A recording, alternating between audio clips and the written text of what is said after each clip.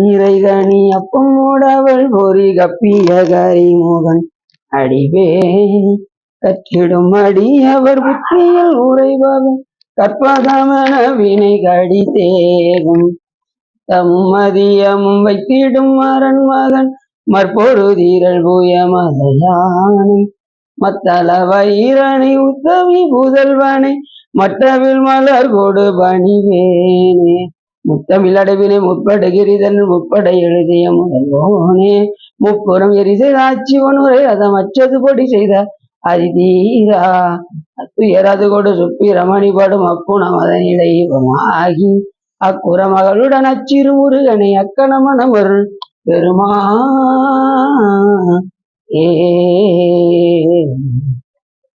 எந்தாயும் எனக்கருள் தந்தையும் நீ இல்லாகுலமானவை தீக்கனையாள் கந்தா கதிர்வேலவனே உமையாள் மைந்தா குமரா மறைநாயகனே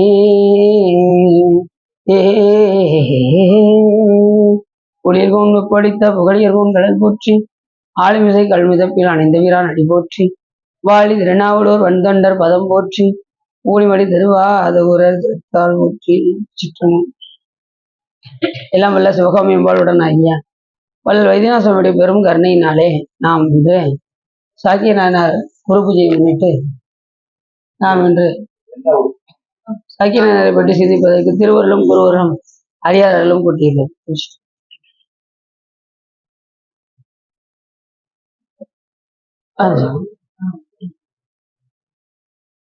திருத்தொண்டர் புராணமாக வழங்கக்கூடிய பெரிய புராணத்திலே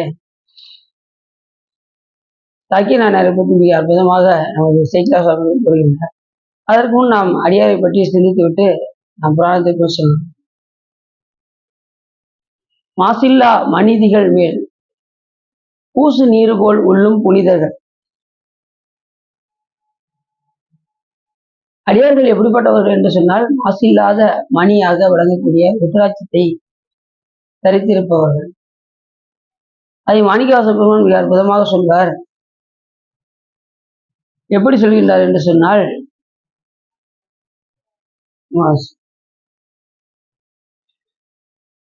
இந்த சைவத்துறைக்கு நீங்கள் வருவதற்கு முன் நீங்கள் என்ன செய்ய வேண்டும் என்று சொன்னால், காலத்தை தள்ளி போடாமல் உடனே இந்த சைவத்துறைக்குள் நீங்கள் வந்து ருத்ராட்சத்தையும் விபூதியும் தரித்துக் கொண்டு இன்றே இந்த சைவத்துறைக்குள் வந்து விடுங்கள் என்று அற்புதமாக மாணிக்கவாச பெருமானே தனது திருக்கோவையாரில் சொல்கிறார். மணி அக்கு அணியும் அரண் நஞ்சும் அஞ்சி மருகி விண்ணோர் பணிய கருணை தரும் பரன் இல்லை அந்நாள் திறத்து துணிய கருதுவது இன்றே துணி துறைவா நிறைவொன் அணிய கருதுகின்றார் பலர் மேன்மேல் அயலவரே என்று மாணிக்கவாச பெருமான் சொல்றார். சைவத்துறைக்கு வரும்போது நம்ம என்ன செய்வோம்? சைவ குறைவா இன்றே துணிந்து இன்றைக்கே நாளைக்கு ருத்ராட்சம் போட்டுக்கிறீங்க, நாளையில இருந்து நான் திருநீர் பூசி கோயிலுக்கு வரேங்க அப்படிங்கிறதெல்லாம் இல்லாம இன்றே துணிந்து என்ன செய்யுங்க? இந்த சைவத்துறைக்கு வந்து விபூதியும் ருத்ராட்சத்தையும் தரித்து கொண்டு கரைவிடற்றனாக விளங்கக்கூடிய எங்கள் பெருமானை நீங்கள் வழிபாடு செய்து உய்வீர்களாக என்று மாணிக்கவாச பெருமான் மிக அற்புதமாக சொல்லுங்க. மணியக்கு அணியும் அரண், சாமி என்ன அணிஞ்சிருக்காராம்? ருத்ராட்சம் அணிஞ்சிருக்காராம். மணி அக்கு அணியும் அரண் அஞ்சு அஞ்சி மருகி விண்ணோர் பணிய கருணை தரும் பரன் இல்லை அந்நாள் திறத்து துணியை கருதுவது இன்றே துணிந்து இன்றே துணி துறைவா. எந்த துறை? சைவத்து துறைவா. நிறைவன் அணிய கருதுகின்றார் பலர் மேன்மேல் அயல். எளிதில் உய்யக்கூடிய ருத்ராஜத்தை அணிவதை விட்டுவிட்டு நிறைய பொண்ணு அணியணும்னு விரும்பினா என்ன வரான்? சாமி நம்ம விட்டு ரொம்ப தள்ளி இருப்பாரான். 10 பவுனுங்க 10 பவுனு அப்படின்னு 4 பேர்ட்ட காமிச்சுக்கிட்டே இருந்துச்சுக்கோங்க. நம்ம கிட்ட இருந்து சாமி ரொம்ப தொலைவில் இருப்பான். நீ 10 பவுனாயா போட்டுக்க, நீ எவ்வளவு இருந்தாலும் போட்டுக்க, நான் கொஞ்சம் தள்ளியே தான் இருப்பேன் அப்படின்னு சாமி கொஞ்சம் தள்ளியே தான். ருத்ராட்சம் போட்டா எப்படி பாரா? சாமி ரொம்ப பக்கத்துல வந்து. அப்ப நமக்கு ஆபரணமாக எது இருக்க வேண்டும் என்றால் ருத்ராட்ச மாலை தான் நமக்கு அணிகலனாக இருக்க வேண்டும் என்று மாணிக்கவாச பெருமானே சொல்றார். அப்படிப்பட்டவர்கள் அடியார் பெருமக்கள். பூசு நீரு போல் உள்ளும் புனித தேசினால் எத்தி செய்யும் விலை. அவருடைய தேசத்தினால் அவருடைய அந்த பொலிவினால் அந்த விபூதி ருத்ராஜம் தரித்த அந்த பொலிவினால் உலகமெல்லாம் விளங்கச் செய்பவர்கள் அடியார் மக்கள் அப்படின்னு. அப்படிப்பட்ட அடியார்கள் எப்படிப்பட்டவர்னாரு? பேச ஒண்ணா பெருமை பிறங்கினார். பேச ஒண்ணாத பெருமை எல்லையில்லாத பெருமையுடையவர்கள் அடியார்கள். அப்படிப்பட்ட அடியார் கூட்டத்துல தான் நம்ம எப்பயுமே என்ன செய்யணும்? இருக்கணும். இதை விட்டு நம்ம என்ன செய்யக்கூடாது? வெளியில அதான் பாட்டுக்கு பாட்டு மாணிக்கவாசக பெருமான் அடியவரோடு கூட்டிய அதிசயம் கண்டாமே, அடியவரோடு கூட்டிய அதிசயம் நீதி யாவனை யாவையும் நினைக்கிறேன், நினைப்பவரோடும் கூட ஏதமே பிறந்து இறந்து உழல்வேன் தன்னை என் அடியான் என்று பாதி மாதோடும் கூடிய பரம்பரன் நிரந்தரமாய் நின்ற ஆதி ஆண்டுதன் அடியரில் கூட்டிய அதிசயம். முன்னை என்னுடைய வல்வினை போயிட முக்கன் அதோட எந்தை தன்னை யாவரும் அறிவதற்கு அறியவன் எளியவன் அடியவருக்கு உன்னை வென்றது ஒரு புரிசடை முடிதண்ணில் இளமதி அது வைத்த அன்னை ஆண்டுதன் அடியரில் கூட்டிய அதிசயம். நம்முடைய வல்வினையெல்லாம் போகணும் அப்படின்னா என்ன செய்யணும்? அடியார் திருக்கூட்டத்திலேயே இருக்கணும். இருந்தா அடியார் திருக்கூட்டத்துல இருந்தா அத வல்வினையை நீக்கக்கூடிய பெருமானாக அங்க அடியாருக்கு இளையவனாக விளக்கக்கூடிய சிவபெருமான் என்ன பண்ணுவாராம்? நீக்கிவாராம். முன்னை என்னுடைய வல்வினை போயில முக்கண் அது உடைய எந்தை. 3 கண்ணுடைய பெருமான் யாரு? முக்கண் அது உடைய எந்தை தன்னை யாவரும் அறிவதற்கு அறியவன். யாரும் காண கிடைக்காத கடவுள் சிவபெருமான். சாமி சாதாரண பார்த்துட முடியுமா? பிரம்மா விஷ்ணுவே போய் என்னாச்சு பார்க்க முடியல. அப்படிப்பட்ட கரணியமா கடல். அப்படிப்பட்டவர் அடியார் கூப்பிட்டா என்ன செஞ்சிருவாராம்? ஓடி வந்து சாமி என்ன தன்மை நின்று அறிவொன்னா எம்மானை எளிவந்த பிரான். இப்ப என்ன தன்மையினே சொல்லலைன்னா நம்ம இறைவனை எப்படி வழிபாடு பண்ண முடியும்? ஆனா அடியார் கூப்பிட்டா ஓடி வந்துடுறாருங்க சாமி. எளிவந்த பிரான் அன்னம் வைகும் வயற்பலனத்தனி ஆறு நாணை மரக்கடுமானே என்று கூட சுந்தரம் சாமி. அப்படி இங்க என்ன சொல்ல வர்றாரு அப்படின்னா, வல்வினை போகணும்னா அடியாருக்கு இளையவனாக விளங்கக்கூடிய சிவபெருமான் என்ன செய்வாரா? இந்த அடியவரோடு கூட்டி என்ன செய்வாரா? நம்மளுடைய வல்வினையை தீர்த்து வைப்பார். இப்ப நமக்கு எதனால பிறப்பு வருது அப்படின்னா, வினையினாலதான் நமக்கு பிறப்பு வருது. வினை போயிடுச்சுன்னா நமக்கு பிறப்பு கிடையாது. அதுலயும் கொடிய வினை வந்துச்சுன்னு வச்சுக்கோங்க, என்ன பிறப்பு வருதுன்னு சொல்ல முடியாதான். கொடிய வினைனா பஞ்சமா பாதகம், பாவம், பழி, பாதகம், மாபாதகம் இருக்கு. பாவத்துல இவ்வளவு இருக்கு, 4 வகை இருக்கு. பாவம், பழி, பாதகம், மாபாதகம். அப்பா காலை வெட்டினார்ல, அது என்ன ஆச்சு? கண்டிஷன் என்ன? தன்னுடைய அப்பா காலை வெட்டினாரு. பாதகத்துக்கு பரிசு வைத்தானுக்கே பல்லாண்டு கூடுமே. அது பாதகத்துல போய் முடியும். ஒருத்தவங்க அவச்சொல்லி சொல்றோம்ல, பழி சொல்றோம்ல, இல்லாத ஒண்ணு இருக்கிற மாதிரியே சொல்றது. இப்ப ஒருத்தவங்க வந்து தப்பு செஞ்சிருக்க மாட்டாங்க, உங்களுக்கு அவங்கள பிடிக்கலன்னு வச்சுக்கோங்களேன், நீங்க என்ன செய்வீங்க? பழி சொல்றது. இவரை பத்தி ஊரே பேசும். அவங்க பாவம் ஒண்ணுல அப்புறாணியா இருப்பாங்க. அவங்கள வந்து என்ன செய்வாங்க? அடுத்த ஆட்ட இல்லாத கொள்ளாத எடுத்து சொல்லிக்கிட்டு இருப்பாங்க. அது எவ்வளவு பெரிய, அது இதுல போய் முடியும், அது பழியில போய் முடியும். பூசாம பாவம் செய்யறாங்கல்ல, எதனால தப்பு செய்யறாங்க, அதெல்லாம் பாவத்துல போய் முடியும். மாபாதகம் எப்படி? இந்த மாபாதகம் எதுல தெரியுமா வரும்? மாற்றான் மனைவியை பார்த்தல், அதெல்லாம் மாபாதகத்துல வரும். அது மாதிரி மாபாதகம் நிறைய இருக்கு. கொடிய செயல்கள் கூடவே மாபாதகம். அதை இந்த இடத்துல சொல்றாரு, முன்னை என்னுடைய வல்வினை போயிட. வல்வினைன்னா கொடிய வினை, அதுக்கு வந்து பிராய்ச்சித்தமே கிடையாது. வினையெல்லாம் நீங்கணும் அப்படின்னா நம்ம எங்க இருக்கணுமா? அடியார் திருக்கூட்டத்திலே. அப்படிப்பட்ட கருணையை எனக்கு சிவபெருமான் செய்தார் அப்படின்னு மாணிக்கவாசக பெருமான் சொல்றார். முன்னை என்னுடைய வல்வினை போயிட முக்கண் அதுடைய எந்தை தன்னை யாவரும் அறிவதற்கு அறியவன் எளியவன் அடியவருக்கு. அடியாருக்கு எப்படி போறான் சாமி? எளிய பொன்னை வென்றது ஒரு புரிசடை முடிதனில் இளமதி அதை வைத்த சாமி என்ன வச்சிருக்காரு? இளமதி வைத்த அன்னை ஆண்டுதன் அடியர்கள் கூட்டிய அதிசயம். அடியார்கள் எப்பயுமே என்ன செய்வாங்க? விபூதி உத்திராட்சமும் எந்த நேரமும் தைத்து. எப்பயுமே அடியார் நெட்டில திருநீர் இல்லாம இருக்கக்கூடாது, உத்திராட்சம் இல்லாம இருக்கக்கூடாது. அப்படி இல்லாதவங்களும் இருக்காங்க. ஆனாலும் விவரம் தெரிஞ்சதுக்கு அப்புறம் நம்ம என்ன செய்யக்கூடாது? கழிக்காம இருக்கக்கூடாது. எப்போதுமே நம்ம நெட்டியில திருநீர் இருந்து கொண்டே இருக்கு. ஒரு துளி பட்டதுக்கு என்ன ஆச்சு பாத்தீங்களா? துர்வாச முனிவர் காலையில அனுஷ்டானம்லாம் பண்ணிட்டு சிவ பூஜை எல்லாம் முடிச்சுட்டு நேரா பிதிர்லோகத்துக்கு போனாரு. போகும்போது திடீர்னு ஒரு கிணறு இருந்தது. அப்படி எட்டி பார்த்தாரு. பார்த்தா பூரா நரக தண்டனை எல்லாம் அனுபவிச்சுட்டு இருக்காங்க உள்ள. ஒருத்தர் தூக்கி எண்ணெய் சட்டிக்குள்ள போட்டுக்கிட்டு இருக்காங்க, ஒருத்தனை அடின்னு அடிக்காங்க, மாட்டு அடிக்கிற மாதிரி ஒருத்தனை அடிச்சுக்கிட்டு இருக்காங்க. இப்படி கொடூரம் நடந்துகிட்டு இருக்கு.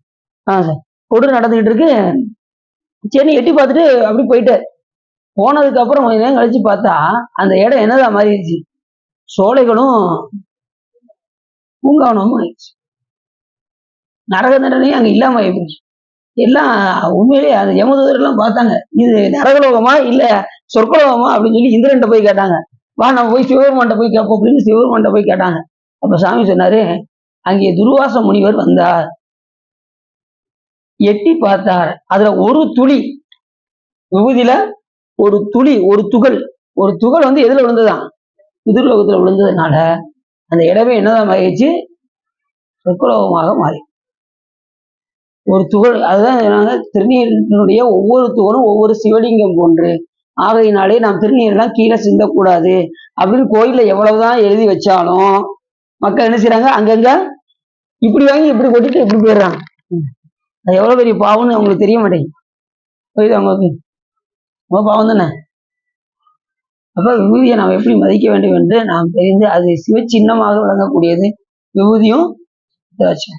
அதை தரித்திருப்பவர்கள் அடியார் மக்கள் என்று இந்த பாட்டுல, பூசு நீர் போல் உள்ளும் புனிதர்கள். அவங்க எப்படி திருநீர் பூசுகின்றார்களோ அவருடைய மனமும் எப்படி இருக்குமா, அடியாருடைய மனமும் உள்ளும் புனிதர்களாக இருப்பார்கள் அடியார் மக்கள் அப்படின்னு சேக்கிலாசாமி சொன்னாங்க. அவங்க எப்பயுமே எப்படி இருப்பாங்க, பூசும் நீர் போல் உள்ளும் புனிதர். அது எப்படி வெண்மையா இருக்கோ அவங்களுடைய உள்ளமும் எப்படி இருக்கும், வெண்மையாக இருக்கும். உள்ளத்தை சொல்லும் போது நம்ம எப்படி சொல்லுவோம், இவர் உள்ள வெள்ள உள்ளங்க அப்படியாங்கல்ல, அப்படின்னா நல்ல உள்ளம் அப்படின்னு இருக்கும். அப்ப அடியாருடைய உள்ளம் எப்படிப்பட்ட உள்ளம், நல்ல உள்ளம். ஏன்னா அவங்க தீயதை பற்றி நினைக்க மாட்டார்கள், தீயதை பற்றி சிந்திக்க மாட்டார்கள். அவங்கதான் அடியார்கள். அடுத்தவனை எப்படி கெடுக்கணும்னு நினைக்கிறவங்களும் அடியார்களா கிடையாது. அடுத்தவங்களை பத்தி சிந்திக்க மாட்டாங்க. எப்பயுமே அடுத்தவங்களை என்ன செய்வாங்கன்னா உயர்த்ததான் பார்ப்பாங்க. தன்னை காட்டினோம் பிறர் என்ன செய்வாங்க, உயர்த்தி பார்ப்பவர் தான் அடியார்கள். பிறருக்கு ஒரு துன்பம்னா தன் கண்ணில இருந்து கண்ணீர் வருவங்க தான் அடியார்கள். பிறர் ஒருத்தவங்க துன்பப்படுறாங்கன்னு வச்சுக்கோங்களேன், இவங்க கண்ணுல இருந்து கண்ணீர் வரும். துயரப்படுறவங்க கண்ணுல கண்ணீர் வர்றதை விட இவங்க கண்ணுல இருந்து கண்ணீர் வரும். அவங்கதான் உண்மையான அடியார்கள். அப்படிதான் பிற உயிர் கண்டு இறங்கணும். அறிவினால் ஆகுவதன் பெருதி நோய் தன்னோய் போல் போற்றா கடை அப்படின்னாரு வள்ளுவர். அறிவி கொடுத்ததின் பயன் என்னன்னு சொன்னாரு, பிற உயிர் கண்டு இறங்குத. உனக்கு வேணும் என்ன பேச்சு பேசுன நீ அப்படின்னு வச்சுக்கோங்க, வினை பேர் நமக்கு ஏற ஆரம்பிச்சு. அடுத்தவங்களை பத்தி நம்ம என்ன செய்யக்கூடாது, முடிஞ்ச அளவுக்கு உங்களுக்கு பிடிக்கலையா ஒதுங்கி கூட போயிருங்க. அதுக்காக என்ன செய்ய வேண்டாம், அவங்கள வந்து தவறாக பேசக்கூடாது. சரியா? சரி. அப்படிப்பட்ட ஒரு சிறப்பு வாய்ந்த அடியார் மக்களோடு நாம் இணங்கினால் நமக்கு வல்வினை மாயாது. அவர்கள் உள்ளம் எப்படி வெண்மையான உள்ளம் என்பதை இந்த பாட்டுல சொல்றாரு. அப்படிப்பட்ட அடியாருடைய பெருமையை நாம் சொல்லி முடியாது, அவனுடைய பெருமை சொல்லிக்கொண்டே போகலாம் என்று சேக்கிலாசாமி அற்புதமாக சொல்கின்றார். நம்ம இன்னைக்கு பார்க்கக்கூடிய நாயனர் என்ன நாயனாரு, சாக்கிய நாயனார். இப்பதான் குரு பூஜை முடிஞ்சது. ஆமா சார். வார்கொண்டவன முளையாள் உமை பங்கன்களே மறவாது கல்லறிந்த சாக்கியர்க்கும் அடியேன். யார் சொல்றா, சுந்தரம் சாமியோ சொல்ற. திருத்தொண்ட தொகை, தொகை வகை விரி என்று 3 வகையாக. திருத்தொண்ட தொகை சுந்தரம் சுவாமிகள் பாடியது. அதை வகைப்படுத்தியவர் நம்பியாண்டார் நம்பிகள், அதை விரிவுபடுத்தியவர் சேக்கிலாசாமி. தொகையில் என்ன சொல்றாரு, வார்கொண்ட வனமுலையால் உமைப்பங்கன் கலலே. எப்போதும் வாழினை கட்டிய அழகிய முளையுடைய உமையம்மையுடைய வார்கொண்ட வனமுலையால் உமைப்பங்கன், உமைக்கு பங்கனாக விளங்கக்கூடிய சிவபெருமானை எந்த நேரம் அவனுடைய கடலாகிய திருவடியை மறவாது இருந்து கல்லை எறிந்து கல்லையே பூவாக நினைத்து அர்ச்சித்த சாக்கிய நாயனாரை பற்றி கூறுகின்றேன் என்று அந்த பாட்டுல முதல்ல அந்த வரியில ஒரு வரியில சொல்றாரு. அவர் பற்றி சொல்லும் போது அந்த பாட்டுல அருசமய தலைவராய் நின்றவருக்கு அன்பராய் மறுசமய சாக்கியகம் வடிவினால் வரும் தொண்டர் உறுதி வர சிவலிங்கம் கண்டு வந்து கல்லறிந்து மறுவில் சரண் பெற்ற திறமறிந்தபடி வளர்த்துவான். உள்ளதை உள்ளபடி சொல்கின்றேன். எப்படின்னா, அவர் அருசமய தலைவராய் இருக்கக்கூடிய, அருசமயத்துக்கும் தலைவர் யாருன்னா சிவபெருமான். அருசமயம் என்னென்ன சமயம் அப்படின்னா, அந்த அருசமயம் 4 பகுதியாக பிரிக்கப்படும். அந்த அருசமயம் 4 சமயம். அந்த 4 சமயம் என்னன்னா, புறப்புறம் புறம், அகப்புறம் அகம் என்று 4 வகையாக பிரியும். அந்த புறப்புறத்துல என்னென்ன சமயங்கள்லாம் இருக்குதுன்னா உலோகாயதம், 4 வகை பௌத்தமும், 6 கதம் என்று 6 வகையாக பிரியும். அடுத்து வந்து பாத்தீங்கன்னா புறப்புறத்துல வந்து பாத்தீங்கன்னா தர்க்கம், புறத்துல வந்து தர்க்கம், மீமாம்சம், ஏகான்மவாதம், சாக்கியம், யோகம், பாஞ்சராத்திரம் என்கின்ற 6 வகை சமயமாக பிரியும். இந்த 4லயும் ஒவ்வொன்றும் 6 வகை சமயமாக பிரியும். அத்தனைக்கு தலைவரியான சிவபெருமான் தான். எல்லா சமயத்தையும் கொடுத்தது யாரு அப்படின்னா சிவபெருமான். அதை மறந்துடக்கூடாது. ஏன் இத்தனை சமயத்தை உருவாக்க அப்படின்னா நாம அதுல எல்லாம் இருந்து உழண்டுதான் இங்க வர முடியும். சிவபெருமான் புறச்சமயம் நின்றும் அகச்சமயம் புக்கும் புகழ் மிருதி வழி உழன்றும் ஆச்சிரம அறத்திருவில் அவை அடைந்தும் அருங்கலைகள் பல கற்றும் அருந்தவங்கள் பல புரிந்தும் ஆரணங்கள் படித்தும் சிறப்புடைய புராணங்களை உணர்ந்தும் வேத சிறப்புகளை மிகவும் தெளிந்து சென்றாதான் சிவபெருமான்ட்ட இங்க வந்ததுக்கு அப்புறம் சரியாகிரியா யோகம் பெற்று ஞானத்தினால்தான் சிவனடியை சேர முடியும். அப்ப இந்த இத்தனை சமயம் இருக்கு பாருங்க. புற சமயம், புற சமயம். அதுலயும் பாத்தீங்கன்னா இந்த தர்க்கம் வந்து எதுனாலும் தர்க்கத்துலதான் நம்ம சைவத்திலே எடுத்துக்கிட்டீங்கன்னா தர்க்க நூல்ல என்ன சொல்லப்பட்டிருக்கோ அதுபடிதான் அந்த ஆராய்ச்சி பண்ற நூல் பேரு. அந்த தர்க்கத்திலே சமயங்கள்லாம் இருக்கு. புற சமயத்துல வருது. அது வந்து மீமாம்ச கொள்கை கூடியவர்கள் எப்படி இருப்பாங்க அப்படின்னா கடவுள்லாம் ஒண்ணு கிடையாதுங்க, வேள்வியில எல்லாமே செய்வோம், வேள்வி செஞ்சா அதுல எல்லாமே கிடைக்கும், கடவுள்லாம் ஒண்ணு கிடையாது அப்படின்னு சொல்ற சமயம். அப்படி சொல்ற சமயத்துல இருந்தா என்ன ஆகும்? அப்படிதான் தாருகாவனத்து முனிவர்கள் இருந்தாங்க. மீமாம்சை கொள்கை கொண்டு இருந்தார்கள். கடவுள்லாம் ஒண்ணு கிடையாதுங்க, வேள்வியிலே எல்லாம் பெறலாம். அந்த வேள்விக்குள்ள இருந்து பயனை தருவது சிவபெருமான் தெரியாம அவங்க வேலையினால மந்திரம் சொல்லி எல்லாம் பண்ணலாம் அப்படின்னு என்ன செய்வாங்க? அந்த தர்க்கத்திலே இருப்பார். அந்த ஆணவத்தை அடக்குவதற்காக தான் சிவபெருமான் பிச்சாடனர் வடிவம் கொண்டு அங்கே வந்தார். எங்க? அந்த தாருகாவனத்து முனிவர்களிடம் வந்தார். வரும்போது எப்படி வந்தாராம்? நிர்வாண கோலத்தோட வந்தாராம் சாமி. தாருகாவனத்து முனிவர் அவங்க கூட இருந்த தர்ம பத்திரிகைலாம், அந்த முனிவருடைய தர்ம பத்திரிகைலாம் சிவபெருமானுடைய அழகை கண்டு சிவபெருமான் பின்னாடியே போயிட்டாங்களாம். பத்திரிகை இருந்தவங்க, கணவனை தவிர வேற யாரையும் நினைக்காதவங்க சிவபெருமானுடைய அழகை கண்டு பின்னாடி போயிட்டாங்க. இதனால கோபம் கொண்ட அந்த முனிவர்கள் எல்லாம் என்ன செஞ்சாங்க? புலியை ஏவி விட்டாங்க. அதை எடுத்து சுவாமி இடுப்பில் கட்டினார். பாம்பை ஏவினார்கள், கழுத்தில் அணிந்து கொண்டார். அடுத்து யானையை அனுப்பினார்கள், யானையை தொழியை உரிச்சு அப்படியே போர்வையாக போர்த்தினார். இப்படி அதுக்கப்புறம் தான் சிவபெருமானுக்கு இத்தனை வடிவம். அது வரைக்கும் அதுக்கு மட்டும் சாமிக்கு என்ன கிடையாது? ஆடையே கிடையாது. சாமி வந்து எல்லாத்தையும் கடந்தவர், பற்றற்றான். பற்றுக பற்றற்றான் பற்றினை அப்பற்றை பற்றுக பற்று விடல். சாமி எந்த பற்றும் இல்லாது. நாம எதுக்கெல்லாம் பற்றா இருக்கோம்? ஒரு 500 ரூபாய் சேலை இருந்தா கொஞ்சம் நல்லா இருக்குங்க. அதுவும் இந்த பச்சை கலர் சேலை இருக்கு பாத்தீங்களா, அதுதான் எனக்கு ரொம்ப ரொம்ப பிடிக்கும். எனக்கு அந்த பச்சையில சிவப்பு பார்டர் வந்திருக்கும் பாருங்க, எனக்கு அதுதான் ரொம்ப ரொம்ப பிடிக்கும். அவன் எதை பார்த்தாலும் அவன் பற்று, எதை பார்த்தாலும் ஆசை. ஆசை நம்மளால நீக்க முடியணும். அதுலயும் இந்த தீபாவளி இருக்கே, தீபாவளி அப்ப போய் கடையில காலையில எல்லாம் டிஃபன் பாக்ஸ் எல்லாம் கொண்டு போயிடுவாங்க, சாப்பாடுலாம் கொண்டு போய் அவனை போட்டு படாது படுத்தி அந்த இருக்கிற சேலை போ அவன் எல்லாத்தையும் எடுத்து போட்டு, அப்பா என்னால முடியலங்க, எப்போது நீங்க சாப்பிட போவீங்க? காலையில இருந்து பார்த்து ஒரு சேலை கூட எடுத்துருக்க மாட்டான். அதுக்கப்புறம் நீங்க எப்பவுமே சாப்பிடும் போது நீங்க சாப்பிட இடம்லாம் கூட இங்க இருக்காங்க அப்படிம்பாங்க அவங்க. ஆமா முதல்ல போயிட்டு வாங்க அப்படிப்போம். அப்படி அப்படின்லாம் இருப்பாங்க. நம்ம எதை பார்த்தாலும் பற்று, எந்த ஒரு பொருளை பார்த்தாலும் பற்று, ஒரு பூவை பார்த்தா பற்று, எதுக்கு யாரும் போய்கிட்டா அவங்க மேல பற்று. இப்படி எதை பார்த்தாலும் நமக்கு பற்று உடனே வந்து என்ன வந்துடும்? மாமன் எனக்கு எங்க மாமா இருக்காரு, மச்சான் இருக்காரு, என் சொந்த பந்தம் இருக்கு, எத்தனை இது நம்ம சொல்றோம். எல்லாருமே பற்று இருக்க போய் தானே அப்படி சொல்றோம். எனக்கு மாமா இருக்கான், மச்சான் இருக்கான், அண்ணன் இருக்கான், தம்பி இருக்கான் அப்படின்னு நம்ம எல்லாரும் மேலேயும் பற்று கொண்டு. ஆனா பற்று யார் மேல இருக்கணும்? அதுக்காக மற்றவங்க பாசம் இருக்கணும், பற்று இருக்கக்கூடாது. மற்றவங்க மேல வைப்பது பாசம், இறைவன் மீன் வைப்பதுதான் பற்று. கொஞ்சம் முக்கியம். தாமரை இலையில தண்ணி எப்படி ஒட்டாம இருக்கோ அது போல மற்றவர்கள்ட்ட நம்ம அந்த தாமரை இலையில தண்ணி ஒட்டாதவாறு இருக்கணும், அவங்க கூட இருக்கணும். ஆனா என்ன முழுவதும் ஏற்ற இருக்கணும்? எந்நிலை நின்றாலும் எக்கோலம் கொண்டாலும் மன்னியச்சி சங்கரண்டால் மறவாமை. இந்த நயனார் வரலாறுல தான் வருது. எந்த நிலையிலும் சாமிய மறக்காம இருக்கு. தாமரை இலையில கொஞ்சமாவது தண்ணி ஒட்டுதா பாத்தீங்களா? நீங்க பாத்திருக்கீங்களா? பாத்திருக்கீங்களா? தனியா நிற்கும், அது ஒட்டவே ஒட்டாது. அது மாதிரி இன்னொரு உதாரணம் சொல்றேனே, புளியம்பழம் பார்த்திருக்கீங்களா? புளியம்பழம் எப்படி இருக்கும்? புளியம் காய் ஒட்டி இருக்கும், ஓடோட ஒட்டி இருக்கும். ஆனா புளியம்பழம் ஒட்டவே ஒட்டாது. நீங்க பாத்தீங்கன்னா தெரியும், ஈஸியா உடைச்சு எடுத்துடலாம். அந்த புளியம்பழம் மாதிரி இருக்கணும், அந்த ஓடல ஒட்டாம. நீங்க அசைத்தீங்கன்னு வச்சுக்கோங்களேன், புளியம்பழம் எப்படி இருக்கும் தெரியுமா? சத்தம் கேட்குமா? அது மாதிரி. இப்ப இப்ப உங்களுக்கு ஒரு டவுட், இப்ப நீங்க முடிவை என்னதான் சொல்றீங்க? அதை மட்டும் எனக்கு சொல்லிருக்க. நான் குடும்பத்துல இருக்கதான், குடும்பத்துல இருந்துகிட்டே நாம சிவபெருமான மறக்காம இருக்கும். அதுதான் புரியுது உங்களுக்கு? அதே மாதிரி பற்றற்ற சாமி வந்து எதுலையுமே பற்று இல்லாதது. அவருக்கு வந்து இன்ப துன்பம் எதுவுமே கிடையாது. நம்மை போன்ற சரீரம் இறைவனுக்கு கிடையாது. எல்லாவற்றையும் கடந்தவர். அவருக்கு வந்து அருள் உடம்பு, நமக்கு வந்து பூத சரீரம். இந்த சரீரம் வந்து நமக்கு இதை கொண்டுலாம் நம்ம என்ன செய்ய முடியாது, சாமியை அடைய முடியாது. அதுக்குன்னு ஒரு உடம்பு இருக்கு, அது அருள் உடம்பு. முதல்ல நமக்கு வரக்கூடியது இருவினை ஒப்பு வரும்.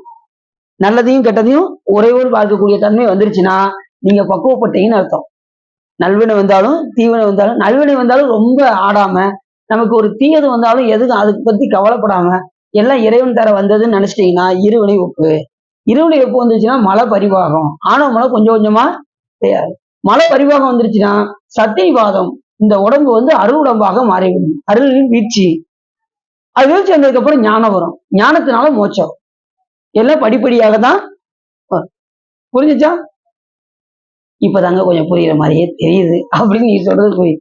இப்படிதான் படிப்படியா தான் இந்த உயிரானது போகும். அப்ப நம்ம என்ன செய்யணும்னா பற்றற்று இருக்கணும், பாசம் இருக்கணும். பற்று, அதான் பாசம் எப்படின்னா பாசவே அறுக்கும் பழம்பொருள் தன்னைன்னு சொல்லுவாரு. ரெண்டாவது பந்த பாசம் அறுக்க வல்லார்களேன்னு அந்த இடத்துல ஞானசம்பந்த பெருமான் சொல்றது. பாசம்ங்கிறது, அந்த பந்த பாசம்ங்கிறது என்ன அப்படின்னா, இந்த கண்ம மலம் மாயாமலம் ஆணவ மலம் இருக்கு பாத்தீங்கன்னா, அந்த பந்த பாசத்தை நிக்க சொல்றாரு. உடனே அன்னைக்கு ஒருத்தர் கேட்டாரு, யாரு வேற ஒண்ணு நம்ம மகேஸ்வரே கேட்டாங்க போன் பண்ணி, அந்த பந்தபாசம் இருக்காருன்னு நம்ம வந்ததுதான் சாப்பிடணும், அதுதான் கிடையாது அப்படின்லாம் நினைச்சிடாங்க சார். பந்தபாசங்கிறது நம்ம கிட்ட இருக்கக்கூடிய கண்ம மலம் மாயாமலம் ஆணவ மலம் என்கின்ற மலத்தை நீக்குது. அதுதான் நமக்கு இப்ப கூட இருக்கு.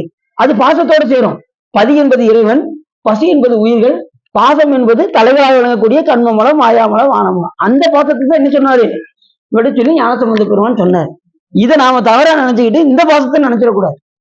இது அவங்களுக்கு நம்ம குடும்பத்துல இருந்துகிட்டே இல்லறத்துல ஈடுபட்டு கொண்டே ஈசனை மறவாத நிலை, அதுதான் முக்கியம். அப்படி இந்த மீமாம்சை கொள்கைக்கு உடையவர்கள்லாம் அப்படி இருப்பாங்க. அப்புறம் ஏகாமவாதங்கள்லாம் எப்படி இருப்பாங்கன்னா, அவங்க சாமி சிவபெருமானை கும்பிடுவாங்க, சக்தி ஐயா அம்பாவை கும்பிடுவாங்க, காணாபத்தியம் இது விநாயகர் பெருமானை கும்பிடுவாங்க, அடுத்து வந்து கௌமாரம் முருகப்பெருமானை கும்பிடுவாங்க, அப்புறம் சூரியனை வழிபாடு பண்ணுவாங்க. ஒரு 6 சமயத்தை வழிபாடு பண்ணுவாங்க. அவங்களுக்கு பேர் ஏகாமிவாதின்னு பேர். இப்படி பல கொள்கை உடையவர்கள் நிறைய இருக்காங்க. இதெல்லாம் இடைச்சமயங்கள். ஆரம்பத்துல எந்த சமயம் இருந்ததுன்னா சைவ சமயம் தான் மேலோங்கி இருந்தது. அதுக்கு நிகரான ஒரு சமயத்தை நீங்க பார்க்கவே முடியாது. சைவத்தின் மேல் சமயம் வேறு இல்லை, அதில் சார் சிவமாம். தெய்வத்தின் மேல் தெய்வம் வேறு இல்லனும் நான்மறை செம்பொருள் வாய்மை வைத்த சீர்திரு தேவாரமும் திருவாசகமும் உய்வை தரச் செய்த நால்வர் புற்றால் எம் உயிர் துணையே. இதுக்கு நிகரான ஒரு சமயம் வேற எதுவுமே இல்லை. அப்படிப்பட்ட சமயம் சைவ சமயம். ஏகான்மவாதம் சாக்கியம், இப்ப சொன்ன பார்த்தீங்களா, இந்த பௌத்த கொள்கையுடைய சாக்கியம், யோகம், பாஞ்சராத்திரம், திருமலை வழிபாடு செய்யறவங்களுக்கு பேர் பாஞ்சராத்திரம் பேரு. அப்புறம் அகப்புற சமயத்துல வந்து பாசுபதம், மாவிரதம், காபாலம், வாமம், வைரவம் என்று 6 வகை, ஐக்கியவாத சைவம் என்று 6 வகையா பிரியும். இப்படி ஒவ்வொரு சமயத்திலையும் புறப்புற சமயத்திலும் 6, புற சமயத்துல 6, அகப்புற சமயத்துல 6, அகத்துல 6, இப்படி 6 6ஆக பிரியும். அக சமயத்துல வந்து பாடானவாத சைவம், வேதவாத சைவம், சிவ சமவாத சைவம், சிவ சங்கிராந்தவாத சைவம், ஈஸ்வர அவிகாரவாத சைவம், சிவாத்வீத சைவம், இப்படி 6 வகையாக பிரியும். இப்படி 4 இதுலையுமே இப்படி 6 வகை சமயங்களாக வருகிறது. அத்தனைக்கும் தலைவர் யாருன்னா சிவபெருமான் தான். 6 வகை சமயத்துக்கும் சிவபெருமானே முழுமுதல். ஆனா சில பேர் இந்த கடவுள் இல்லைங்கிற சமயம்லாம் இதுல இருக்கு. புற சமயத்துல உள்ளவங்க எல்லாம் பாத்தீங்கன்னா கடவுளே இல்லைன்னு சொல்லாதவங்க எல்லாம் இருக்காங்க. அவங்க எதை வச்சு கடவுள் இல்லைன்னு சொல்றாங்கன்னு புரியல. சில பேர் வந்து பாத்தீங்கன்னா இப்படி இப்ப நம்ம சொன்ன ஒவ்வொரு இதுலயும் உயிர் கிடையாதுன்னு சொல்ற ஒரு சமயம் இருக்கு. உயிர்லாம் ஒண்ணு கிடையாதுங்க. என்ன வினை என்ன செய்யுது, வினையே வந்து நமக்கு உடம்பா வரும், வினையை அனுபவம் முடிஞ்சது போயிடும் அப்படின்னு சொல்ற சமயம் இருக்கு. அது உயிர் கிடையாது, உடம்புலாம் ஒண்ணு கிடையாது, பஞ்சபூதம்லாம் கிடையாது அப்படின்னு சொல்ற சமயம், கடவுளே கிடையாதுங்கிற சமயம் இருக்கு. கடவுள் உண்டு, வினை கிடையாது அப்படின்னு சொல்ற சமயம் உண்டு. வினையெல்லாம் ஒண்ணு கிடையாது. கடவுள் இருக்கா நாங்க ஒத்துக்கிறோம், ஆனா வினையெல்லாம் ஒண்ணு கிடையாது, சாமியும் கடவுளும் ஒண்ணுதான் அப்படின்னு சொல்ற சமயம் இருக்கு. இப்படி இந்த 60 சமயத்திலையும் எல்லாமே ஒவ்வொன்றும் ஒவ்வொரு பிரிவா இருக்கும். அதை நம்ம விளக்கம் பண்ணோம்னா அதே ஒரு நாள் ஆயிரும். அதுக்கு தனித்தனியா இருக்கு ஒவ்வொரு சமயத்துக்கும். 60 சமய தலைவராய் நின்றவர். அப்படிப்பட்ட 60 சமயத்துக்கும் யாரு தலைவராக விளங்குகின்றார் என்றால் சிவபெருமான் தான் தலைவராக விளங்குகின்றார். அவருக்கு அன்பராய் மறுசமய சாக்கியதம் வடிவினால், அந்த சாக்கிய வடிவமே கொண்டு எல்லாரும் விபூதி ருத்ராட்சம் வச்சிருப்பாங்க. இந்த நாயனார் மட்டும் சாக்கிய மதத்தில் இருந்ததுனால அந்த வடிவத்தை கொண்டே சிவபெருமானை பூஜித்தார். உறுதி வர சிவலிங்கம் கண்டு கல்வி அறிந்து மறுவில் சரண் பெற்றதை அறிந்தபடி வளர்த்தோம். நான் உள்ளபடி இந்த நாயனருடைய வரலாறை சொல்லுகின்றேன் என்று சேக்கிழார் சாமி முதல் பாட்டுல சொல்லிட்டு, அவர் எங்க பிறந்தாருன்னாரு. அவர் எங்க பிறந்திருப்பாரு? திரு சங்கமங்கை என்ற தளத்தில் அவதாரம் செய்தார். சங்கமங்கை கேள்விப்பட்டிருக்கீங்களா? திருமால் கையில என்ன வச்சிருக்காரு? சங்கு சக்கரம். திருமால் தானே வச்சிருக்காரு, நல்லா தெரியுமா? அதுக்கு முன்னாடி அதை யார் வச்சிருந்தா? வாங்க சார். இப்ப திருமால் வச்சிருக்காரு, ஆனா அதை யார்கிட்ட இருந்து வாங்கினாருங்கிறத பார்க்கணும்ல. சக்கரத்தை எங்க இருந்து வாங்கினாரு?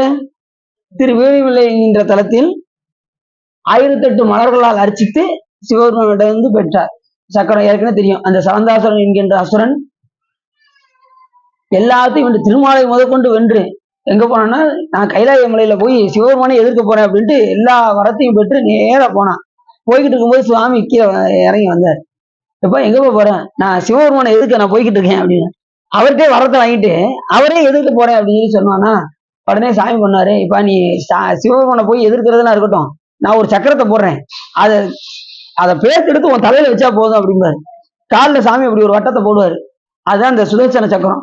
அப்படி காலில் வளைவாரு பாருங்க, இதை எடுத்து உன் தலையில வச்சா போதும் அப்படின்னதும் இது ஒரு பெரிய விஷயமா அப்படின்ட்டு அவன் பேர்த்து எடுத்துருவான். எடுத்து தலையில வைப்பான் பாருங்க, அது கரகரகன்னு சுத்த ஆரம்பிச்சிடும். அவன் தலையில சலந்தாசுரன் என்கின்ற அசுரனிடம் வந்ததுதான் அந்த சுதர்சன சக்கரம். அந்த சக்கரத்தை இப்படி பார்த்தாரு இல்லையா, இந்த சக்கரத்தை நம்ம வாங்கினா எல்லாத்தையும் வென்றலாமே அப்படின்னு முடிவு பண்ணாரு திருமால். உடனே 1008 மலர்களால, ஒரு மலர் 2 மலர் இல்ல, எத்தனை மலரு? இவரு பூசைக்கு எல்லாம் வச்சு உட்காந்துட்டாரு. 1008 மலர்களை எண்ணி 1008 மந்திரங்களை ரெடி பண்ணிட்டாரு. 1008 மலர்கள் ரெடி பண்ணியாச்சு. சிவபூஜையில உட்காந்தாச்சு. பூசை நேரத்துல என்ன செய்யக்கூடாது? எந்திரிக்க கூடாது. சில பேர் பார்த்தீங்கன்னா பூசை நேரத்துல அதுக்கு பாலை மறந்துட்டேன் அப்படின்ட்டு எதிர்த்து பாலை எடுத்து வந்து உட்கார, ஐயோ அன்னத்தை மறந்துட்டேன் அப்படின்னு அன்னத்தை போய் எடுத்துட்டு வர, அப்படி இருக்காமா? பூவையை மறந்துட்டேனே, பூவை பறிச்சு அங்க வெளியில வச்சுட்டு வந்து மறந்துட்டேன் அப்படின்னு போகக்கூடாது. எல்லாம் தயாரா எல்லாத்தையும் வச்சுக்கிட்டுதான் என்ன செய்யணும்? பூசையிலே உட்காரணும். எல்லாம் எடுத்துட்டோமா அப்படின்னு ஒரு தடவை செக் பண்ணி பார்க்கணும். சில பேர் பாத்தீங்கன்னா சாமியே மறந்துடுவாங்க, அந்த அளவுக்கு ஆள் இருக்காங்க. சாமி எங்க வச்சே அப்படின்னு கேட்கலாம். ஒரு விட்ட பாத்தீங்கன்னா நாங்க வெளியூர் போயிருந்தோம். என்ன வெளியூர் போகும்போது ஆத்துல வச்சு சாமிக்கு சிவபூஜை பண்ணோம். அது என்ன பண்ணாரு, உள்ள சிவலிங்கத்தை உள்ள வச்சுட்டு உள்ள கொஞ்ச நேரம் சாமி இருக்கிற வச்சுட்டு வெளியில தேடிக்கிட்டு இருக்காரு. எங்க காணா இப்பதான் உள்ள பாருங்க அப்படின்னு உள்ள வைக்கிறாரு. உள்ள கையில வருது சிவலிங்கம். அதனால பூஜையில கூடாது, எல்லாத்தையும் எதையும் மறக்க கூடாது. எல்லாம் தயாரா இருக்கான்னு பார்த்துக்கிட்டு அதுக்கப்புறம் தான் சிவபூஜையில உட்காரணும். சிவபூஜையில உட்காந்துச்சுன்னா எந்திரிச்சு வெளியில போக கூடாது. பூசை முடிகிற வரைக்கும் எந்திரிக்க கூடாது. அப்படி திருமால் உட்கார்ந்தாரு. 1008 மலர்களை எண்ணி வச்சுட்டாரு. மந்திரத்தை ரெடி பண்ணியாச்சு. ஓம் சிவாய நம, ஓம் சிவலிங்காய நம அப்படின்னு அர்ச்சனை பண்ண ஆரம்பிச்சாரு. இப்படி ஒவ்வொரு மலராக அர்ச்சித்து கொண்டே வந்தார். கடைசி 1007 வந்துருச்சு. ஒரு பூ இல்ல, ஒரு மந்திரம் இருக்கு, ஒரு பூ காணும். ஆகா, இந்த நேரத்துல நம்ம எந்திக்க கூடாது, ஒரு பூவை காணுமே. மறைச்சது யாரு? சிவபெருமானுக்கு பூத்திடனே பேரு. சிவபெருமான் மறைச்சு பூவை எடுத்துட்டால பூத்திடன் பேரு. முருகபெருமானுக்கு என்ன பேரு தெரியுமா? பெண் திருடன் பேரு. பெண்ணையே தூக்கிட்டு போயிட்டாராம். வள்ளிய தூக்கிட்டு போனார்ல, அதனால இப்படி ஒரு சிறப்புலாம் இருக்கு. அப்படி அந்த ஒரு மலர் இல்லைன்னதும் உடனே திருமால் என்ன பண்ணாரு, பூசை விட்டு எந்திக்க கூடாது. இந்த நேரத்துல என்ன செய்யணும்னு யோசிச்சாரு. அப்ப கண்ணே நம்ம மலராக வைத்து விடலாம். கண்மலர்னே பேரு. கண்ணுக்கு என்ன பேரு? கண்மலர்னு பேரு. கண்மலர்ன்னு சொல்லுவாங்கல்ல, அப்படியே தன் கண்ணையே என்ன செஞ்சாரு, அப்படியே எடுத்து வச்சது யாரு, திருமால். அப்படி வச்சதுமே உடனே சாமி அவருடைய சிவபூஜையை வச்சு கண்ணா என்று அழைத்தார். தாமரை கண்ணன் என்று அழைத்தார். தாமரையாக அது கண்ணை தாமரையாக எடுத்து அழைத்ததனால் தாமரை கண்ணா என்று அழைத்தார். அந்த கண்ணன் பேர் வச்சது யாரு, சிவபெருமான் தான். அப்படி வந்து உடனே உன்னுடைய பூஜையை கண்டு மெச்சினோம், உனக்கு என்ன வர வேண்டும் கேள் அப்படின்னு சிவபெருமான் சொன்னதும் உடனே அவர் சொன்னாராம், சாமி நீங்க கையில வச்சிருக்கீங்களா அந்த சக்கரம், அந்த சக்கரத்தை கொடுத்தா போதும் அப்படின்னு. இப்ப மட்டும் அவர் சக்கரம் கேட்கல அப்படின்னா, திருமால் வந்து சக்கரம் கேட்கல, இன்னைக்கு 63 நாயன்மார் லிஸ்ட்ல வந்திருப்பாரு. பிரதிபலனை எதிர்பார்த்துட்டார்ல, இப்ப பூசை முடிச்சுட்டு பிரதிபலன் எனக்கு இது வேணும்னு கேட்டார்ல, பிரதிபலனை கேட்டா அது வந்து என்ன வரும், அதுக்குரிய பலனை கொடுத்துருவாரு சாமி. அது சிவபுண்ணியம் ஆகாது. ஆனா நீங்க பூஜை நேரத்துல எதுவும் வேண்டாம், உன்னுடைய அன்பு மட்டும்தான் வேணுங்கிறது சிவபுண்ணியம். புரிஞ்சிச்சா? அப்ப நம்ம என்ன கேட்கணும் சாமி கிட்ட, அன்பு மட்டும்தான். அந்த அன்புக்கு நிகரானது எதுவுமே கிடையாது. பூசை நேரத்துல சாமி நல்லபடியா பூசையை முடிச்சிட்டேன், என் குழந்தை குட்டியெல்லாம் நீ தான் பார்த்துக்கிடணும், என் குழந்தை குட்டியை நல்லபடியா ஒரு வாழ்க்கையை கொடு, எனக்கு துன்பத்தனையை நீக்கு, இதெல்லாம் எதுவுமே சொல்ல வேண்டியதில்லை. எல்லாமே தெரியும் நமக்கு என்னென்ன கொடுக்க வேண்டும் என்பது யாருக்கு தெரியும், உங்களுக்கு தக்க நேரத்துல அது அந்த நேரத்துல அந்தந்த வேலையை சாமி கரெக்டா பார்ப்பார். நமக்கு வரக்கூடிய இன்பம் துன்பம் எல்லாமே இறைவனுக்கு தெரியாம நடக்காது என்பதை மட்டும் நம்ம நல்லா தெரியும். எது வந்தாலும் ஈசன் திருவருள். இப்போ நமக்கு ஒரு துன்பம் வருதா, நம்ம ஏதோ பண்ணி வச்சிருக்கோம், சாமி எடுத்து விட்டுற. நம்ம இன்பமா இருக்கோமா, ஏதோ புண்ணியம் பண்ணி வச்சிருக்கோம், அதனால நம்ம இப்படி இருக்கோம் அப்படிங்கிற அந்த உணர்வு மட்டும் நமக்கு இருந்தா. அப்படி 1008 மலர்கள்ல ஒரு மலரை மறைத்த காரணத்தினால், திருமால் அதை எடுத்து அப்பிய காரணத்தினால் சாமி அவருக்கு என்ன பண்ணாரு, அந்த சக்கரத்தை ஈந்தி அருளினார். அதே போல திரு சங்கமங்கை என்ற ஊரில் அந்த சங்கை கேட்டு, அந்த சங்கை எப்போ வந்ததுன்னா, அந்த திருப்பார் கடல் கடைஞ்சாங்க பாருங்க, திருப்பார் கடல்ல அந்த விஷம் வந்தது பாத்தீங்களா, முதல்ல அந்த பார்க்கடலை கடையும் போது ஒண்ணு ஒண்ணா வந்தது. லட்சுமி வந்தது, திருமால் எடுத்து வாங்கிட்டாரு. சரஸ்வதி வந்தாங்க, அதை வந்து பிரம்மா வாங்கிட்டாரு. இப்படி ஒவ்வொருத்தரும் அந்த கடல்ல வர பொருள்களை பூரா ஆளுக்கு ஒண்ணு ஒண்ணா எடுத்தாங்க. அதுல வந்தது இந்த சங்கம் ஒண்ணு, அதை சாமி வச்சிருந்தாரு பாருங்க, அந்த சங்க கேட்டாரு திருமால். அப்படி வந்து வழிபாடு செஞ்ச இடம் தான் திரு சங்கமங்கை என்ற ஊர். அந்த ஊரை அவதாரம் செய்தவர் தான் யாரு, சாக்கிய நாயனார். இது எங்க இருக்குன்னா காஞ்சிபுரத்துக்கு பக்கத்துல இருக்கு திரு சங்கமங்கை என்ற திருத்தலம். போயிருக்கீங்களா? இனிமே நீங்க காஞ்சிபுரத்துக்கு கூட்டு போனா தான் உண்டு அப்படிங்கிறது தெரியுது. அங்க இருக்கு சங்கமங்கை இருக்கு, திருப்பி புதன் பிறந்த ஊர் இருக்கு, ஏகப்பட்ட ஊர் இருக்கு. அதெல்லாம் ஒரு 2 தான் ஊரை போய்க்கலாம் நம்ம வந்து காஞ்சிபுரத்துக்கு. அப்படிதான் செய்யணும், வேற வழியே கிடையாது. இல்லைன்னா தொடர்ந்து ஒரு 3 நாள் போட்டா அங்க போய் பாட்டு வந்துடலாம். அப்படி அந்த சங்கமங்கை என்ற தளத்தில் வேளாளர் குலத்தில் அவதாரம் செய்தவர் இந்த சாக்கிய நாயனார். சரி, வேற என்ன பண்ணாரு அப்படின்னா, திரு சங்கமங்கை என்ற தளத்தில் வேளாளர் குலத்தில் பிறந்து கோணாகி பள்ளி இருக்கும் மறுவுடைய கெழுமி நீளாது பிறந்து இங்கு நிலை ஒளிவதே என நிற்பார். இந்த பிறப்பை வந்து நீக்கிறதுக்கு என்ன செய்ய வேண்டும் என்று முடிவு செய்தார். ஆனா சமயம் என்ன சமயம், சாக்கிய மதம். சாக்கிய மதத்துல இருந்து கொண்டு இந்த பிறப்பு ஒழிக்கணும்னா யாரை எங்க போய் வழிபாடு செய்யணும், என்ன செய்யலாம், பல சமயங்கள்லாம் இருக்கக்கூடிய இடம் எது அப்படின்னு யோசிச்சு பார்த்தாரு. இந்த சமய ஆராய்ச்சி பண்ணக்கூடிய இடம்னா காஞ்சிபுரத்துல இருக்கு. சமயத்தெல்லாம் ஆராய்ச்சி பண்ணக்கூடிய இடம் காஞ்சிபுரத்துல. அது வந்து எப்படின்னா, சமய ஆராய்ச்சி நிலையமே அங்க இருக்கு. அதை போய் ஆராய்ச்சி செய்ய வேண்டும் என்று அந்நாளில் என்றும் காஞ்சி நன்னகரை சென்றடைந்து உடனே நேரம் அங்கிருந்து எங்க போனாரு, காஞ்சி மாநகரத்துக்கு போய் சென்று சமய ஆராய்ச்சி நிறுவி அதில் எது முழுமையான சமயம், எது உண்மை சமயம் என்பதை அறிய வேண்டும் என்கின்ற ஆசை அவருக்கு இருந்தது. இப்ப எத்தனையோ பேர் இருந்தாலும் கூட, அவங்க மதத்துல இருந்தாலும் கூட, அதுல ஒருத்தர் வந்து தெரிஞ்சுக்காரு பாருங்க. இப்ப அது எத்தனையோ, இப்ப கிபி 640 வந்து பாத்தீங்கன்னா, கிபி 640 சீன சீன யாத்திரிகள்ல யுவான் சுவாங்னு ஒருத்தர் இருக்காரு. அவர் என்ன பண்ணாரு, இங்க வந்து காஞ்சிபுரத்துல வந்து தங்கியிருந்தாங்க. அப்படி தங்கி இருக்கும் போது பள்ளி வசம் சொல்லுவாங்கல்ல, அந்த இவங்களுக்கு அந்த முஸ்லீம் பள்ளி இல்ல, இவங்க வந்து இது பௌத்த பள்ளிகள் இருக்கு, அது 100கணக்கான பள்ளிகள் இருந்துச்சா, அங்க 1000கணக்கான சன்னியாசிகள் அங்க இருந்தாங்கன்னு சொல்லி அவர் எழுதியிருக்காரு. யாரு, யுவான் சுவாங், சீன யாத்திரியன். அப்ப அவர் காஞ்சிபுரத்துல தங்கி இருக்கும் போது இத்தனை பேர் இருந்திருக்கு. சைவ சமயம் அப்ப இல்ல, சைவ சமயம் ரொம்ப கீழோங்கி இருந்தது. அப்பெல்லாம் நமக்கு இருண்ட காலம்னு பேரு. அப்படி அதுக்கப்புறம் தான் ஞானசம்பந்த பெருமான் எல்லாம் வந்தாங்க. ஞானசம்பந்த பெருமான், ஞானசம்பந்த இது திருநாவுக்கரசு பெருமான் அதுக்கப்புறம் வந்துதான் என்ன செஞ்சாங்க, சைவ சமயத்தை நிலைநாட்டினார். அந்த நேரத்துல சமண சமயமும் பௌத்தமும் புத்த மதமும் ரொம்ப மேலோங்கி இருந்தது. எங்க பார்த்தாலும் நெட்டில ஒருத்தர் நெட்டில திருநீர் இருக்காங்க. அப்ப எப்படி இருக்கும் பாருங்க நாடெல்லாம். அப்படின்னு நமக்கு இருண்ட காலம்னே பேரு. அப்ப அப்படிப்பட்ட நிலையில அவர் என்ன பண்ணாராம், காஞ்சி நகரை சென்றடைந்து நல் ஞானம் அடைவதற்கு பல வழியும் நாடுவார். பல வழியில நாடி என்ன பண்ணாரு, எப்படி அப்படிங்கறத ஆராய்ச்சி செய்ய வேண்டும் என்கின்ற விருப்பம் அவருக்கு இருந்தது. முன்னதாக சாக்கியர் மொழி அறத்தின் வழி சார்ந்து முன்னாடி என்ன செஞ்சாரு, அந்த சாக்கிய மதத்துல போய் எதுக்கு செய்ய, அது இந்த கொல்லாமை நெறி என்ன போன்ற நெறிகள்லாம் அவருக்கு ரொம்ப பிடிச்சிருந்ததுனால அந்த சமயத்துல இருந்து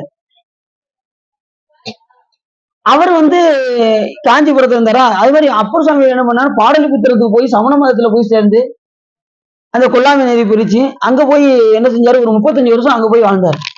35 வருஷம் அவன் போட்ட உணவை நம்ம சாப்பிட்டோமே அப்படின்னு ரொம்ப வருத்தப்பட்டாரு அப்பர் சாமி. எத்தனை வருஷம்? 35 வருஷம் போய் அவன் கொடுத்த உணவை உண்டுனே இந்த உடம்பை நான் தூய செய்ய வேண்டும் என்று விரும்பி சாமிகிட்ட என்ன கேட்டாரு, இடமும் சூலமும் என்மேல் பொறித்து வை அப்படின்னாரு சாமிகிட்ட. அடுத்த நிமிஷமே என் சாமி என்ன பண்ணாரு, சிவபூத கணங்களை அனுப்பி பெண்ணாகடத்துல அங்க உறங்கி கொண்டிருந்தார். உறங்கி எதிர்த்து காலை எழுந்து பார்த்தா 2 இடத்துல இடமும் சூலமும் பொறிக்கப்பட்டிருந்தது.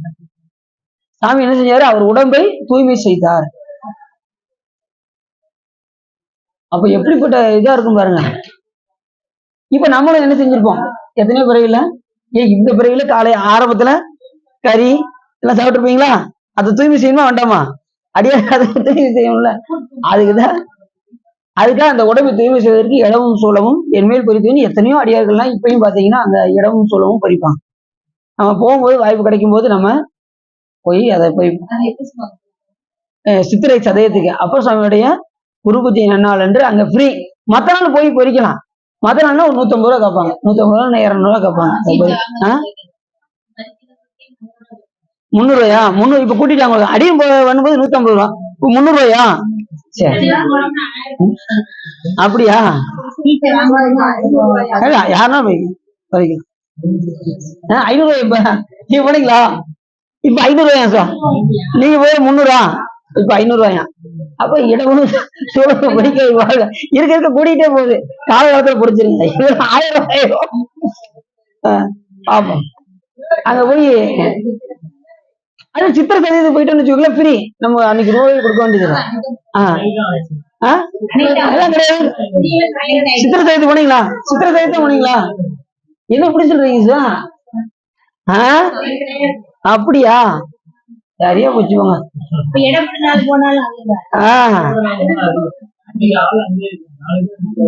பாருங்க, போன் பண்ணா வந்துருவாங்க.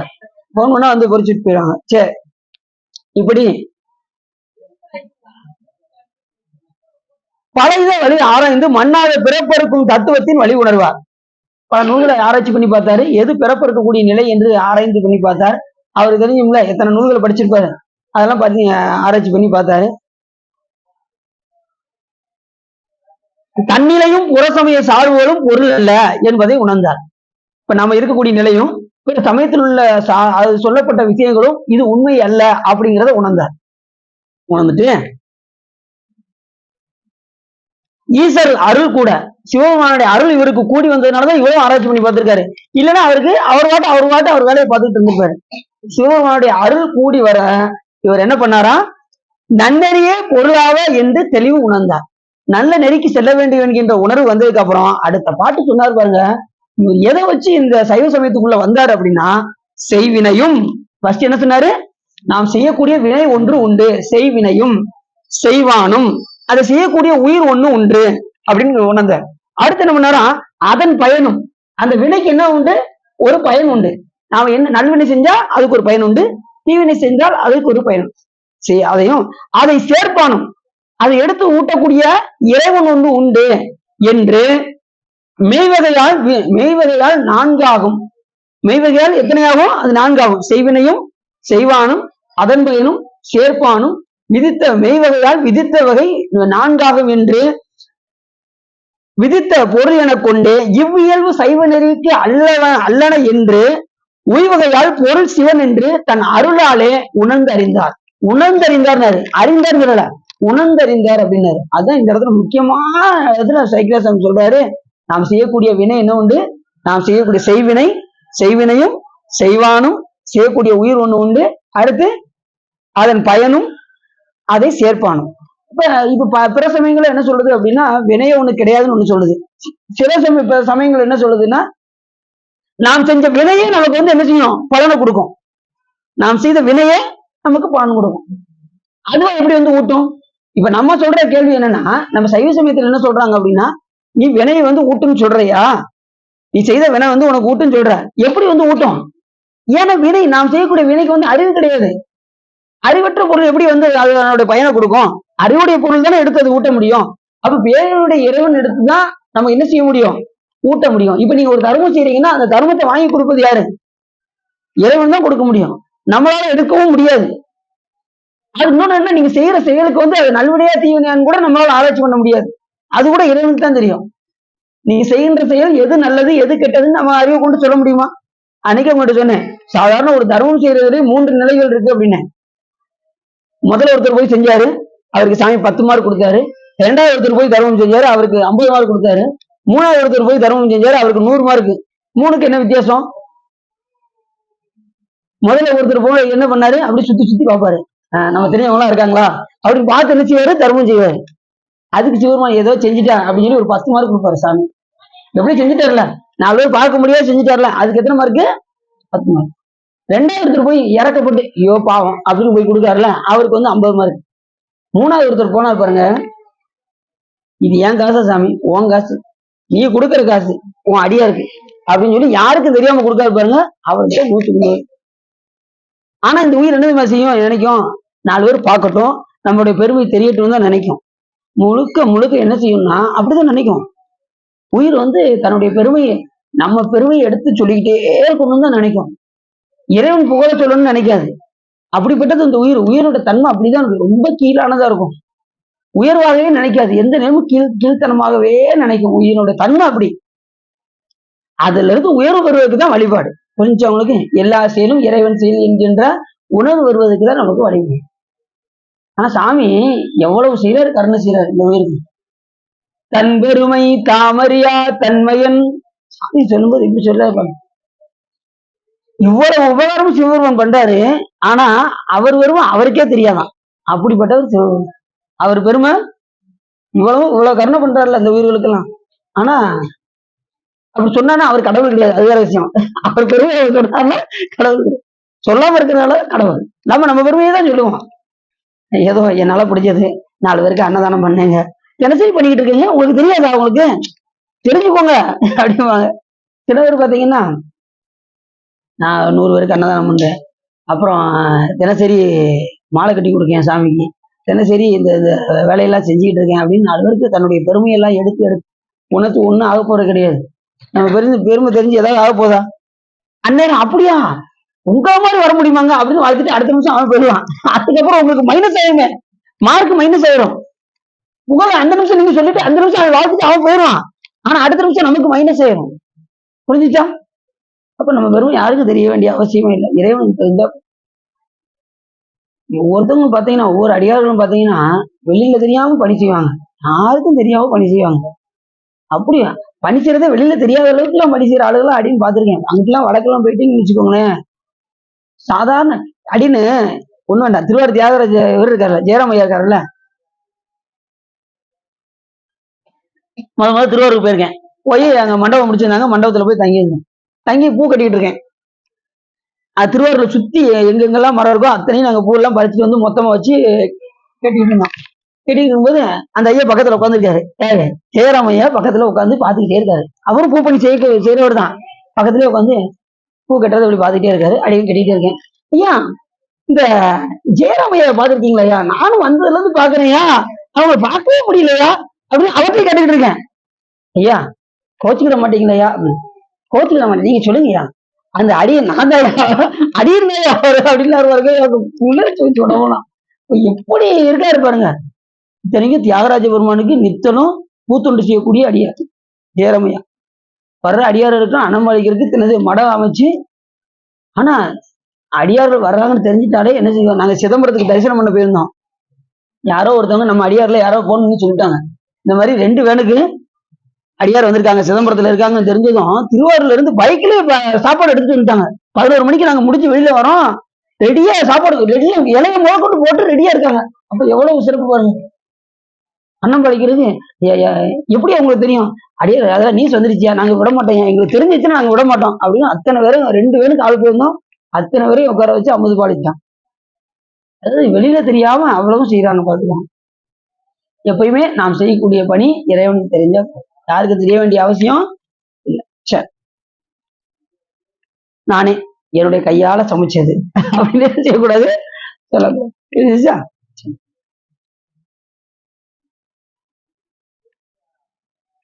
இந்த 4 விஷயத்த உணர்ந்தாரு நம்ம சைவ சமயத்துல சாக்கிய நாயனார். சாக்கியம் வந்து வேற ஒண்ணும் இல்ல, புத்த மதம் தான் சாக்கியம். சாக்கிய முனினே பேரு, புத்தருக்கு ஒரு பேர் என்னது, சாக்கிய முனினே பேரு. பொய்கொள்ளா சித்தத்தவர்கள் தெளிந்து தேறின வித்தக நீர் அணிவார் வினைப்பகைக்கு அத்திரமாவன அஞ்செழுத்துமே. ரைட் தான், அது புத்தர்களுடைய கொள்கை தான் இது. இந்த புத்த மதத்தை சிதம்பரத்துக்கு வந்தாங்க, புத்த மதத்துக்காரங்களாம் இலங்கையில இருந்து நேரம் எங்க வந்துட்டாங்க, இதுக்கு வந்துட்டாங்க சிதம்பரத்துக்கு வந்து நடராஜர் சிலையை எடுத்துட்டு புத்த மதத்தை நிறுவ வேண்டும் என்று அவங்க ஒரு பெரிய கொள்கையா வந்தாங்க. அப்பதான் மாணிக்கவாசக பெருமான் அங்க உள்ள வந்தார்.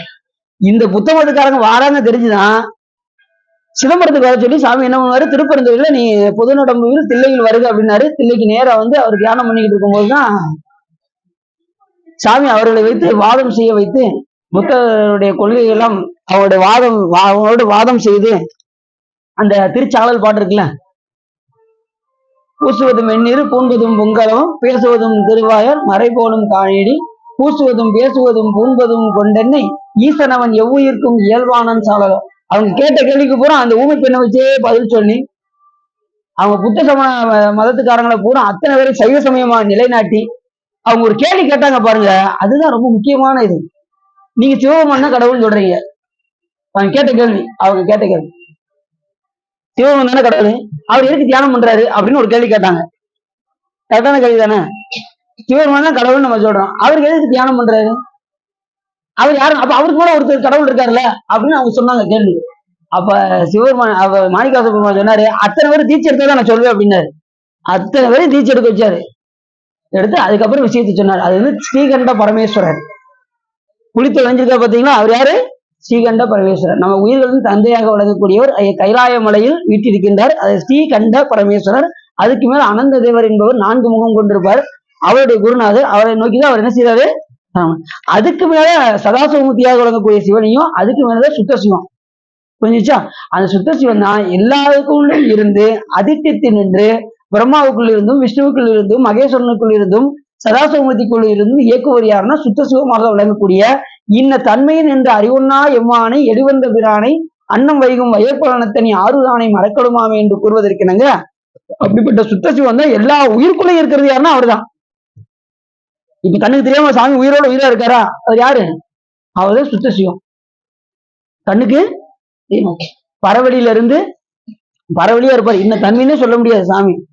அதுக்கப்புறம் நமக்காக உருவம் தாங்கி பரசவனும் பராசக்தியுமாக வர்றாரு. அப்புறம் நம்மளால உணர முடியாதனால சிவம் சக்தியா வர்றாரு. அப்புறம் நாத தத்துவம், நாதம், விந்து, சாதாக்கியம், ஈஸ்வரம், சுத்த வித்தை, காலம், நியதி, கலை, வித்தை, அராகம், குருடன், மாயை. அதுக்கப்புறம் தான் இந்த ஸ்ரீகண்ட பரமேஸ்வரர் உலகம் மனம், புத்தி, சித்தம், அகங்காரம் ஒரு 4, இங்கிட்டு பஞ்சபூதங்கள் 5 வரைக்கும் 24 தத்துவத்தையும் கட் பண்ணக்கூடியவர் யாருன்னா ஸ்ரீகண்ட பரமேஸ்வரர். அவர் தான் புலித்தோல் அணிந்து தியானம் பண்ண மாதிரி போட்டிருக்காங்க பாத்தீங்களா. நீங்க சித்தத்தை நாளைக்கு படிக்க போறீங்க, எல்லாரும் வந்துடுறீங்களா, அதுல உங்களுக்கு நல்லா தெளிவா உங்களுக்கு சொல்லிக் கொடுப்பாங்க யாரு அது அப்படிங்கிறதெல்லாம். நாளைக்கு எல்லாருமே சேர்ந்து அதோடைய பயனை பெறுமாறு உங்களை அன்போடு கேட்டுக்கொள்கிறேன். சரி, அப்படி இந்த செய்வனையும் செய்வானும் அதன் பயனும் சேர்ப்பானும் மெய்வகையால் 4ஆகும் விதித்த பொருள் என கொண்டு இவ்வியல்பு சைவநெறி அல்லவிட்டு இது மாதிரி ஒரு சமயம் வேற எந்த இதுலுமே கிடையாது என்பதை உணர்ந்து உய்வதையால் பொருள் சிவன் என கண்டு எதுல உணர்ந்தாரா? அருளாலே, சிவபெருமானுடைய திருவருளாலே என்ன செஞ்சாரு, அதை உணர்ந்து அறிந்தார் சாக்கிய நாயனார். இறைவனுடைய அருள் இல்லாம இதை உணர முடியுமா? உணர முடியாது. அவர் தான் அறிவிக்கணும். தன்னை யாரு காட்டணும் அப்படின்னா அவர் தான் தன்னை காட்டணும். அந்த சொல்றாருல, அவன் அருளாலே அவன் தாழ்வான். அவன் அருள் இல்லைன்னா நாம என்ன செய்ய முடியாது அவரை. நேருக்கு இந்த அவன் அருளாலே அவன் தாள் வணங்கினா என்னமோ நினைச்சிட்டு இருக்காங்க. அவன் அருளாலே அவன் தாள் வணங்கினா என்ன அர்த்தம்? அவனுடைய அருள் எது? சக்தி. சக்தியை கொண்டுதான் சிவத்தை பார்க்க முடியும்.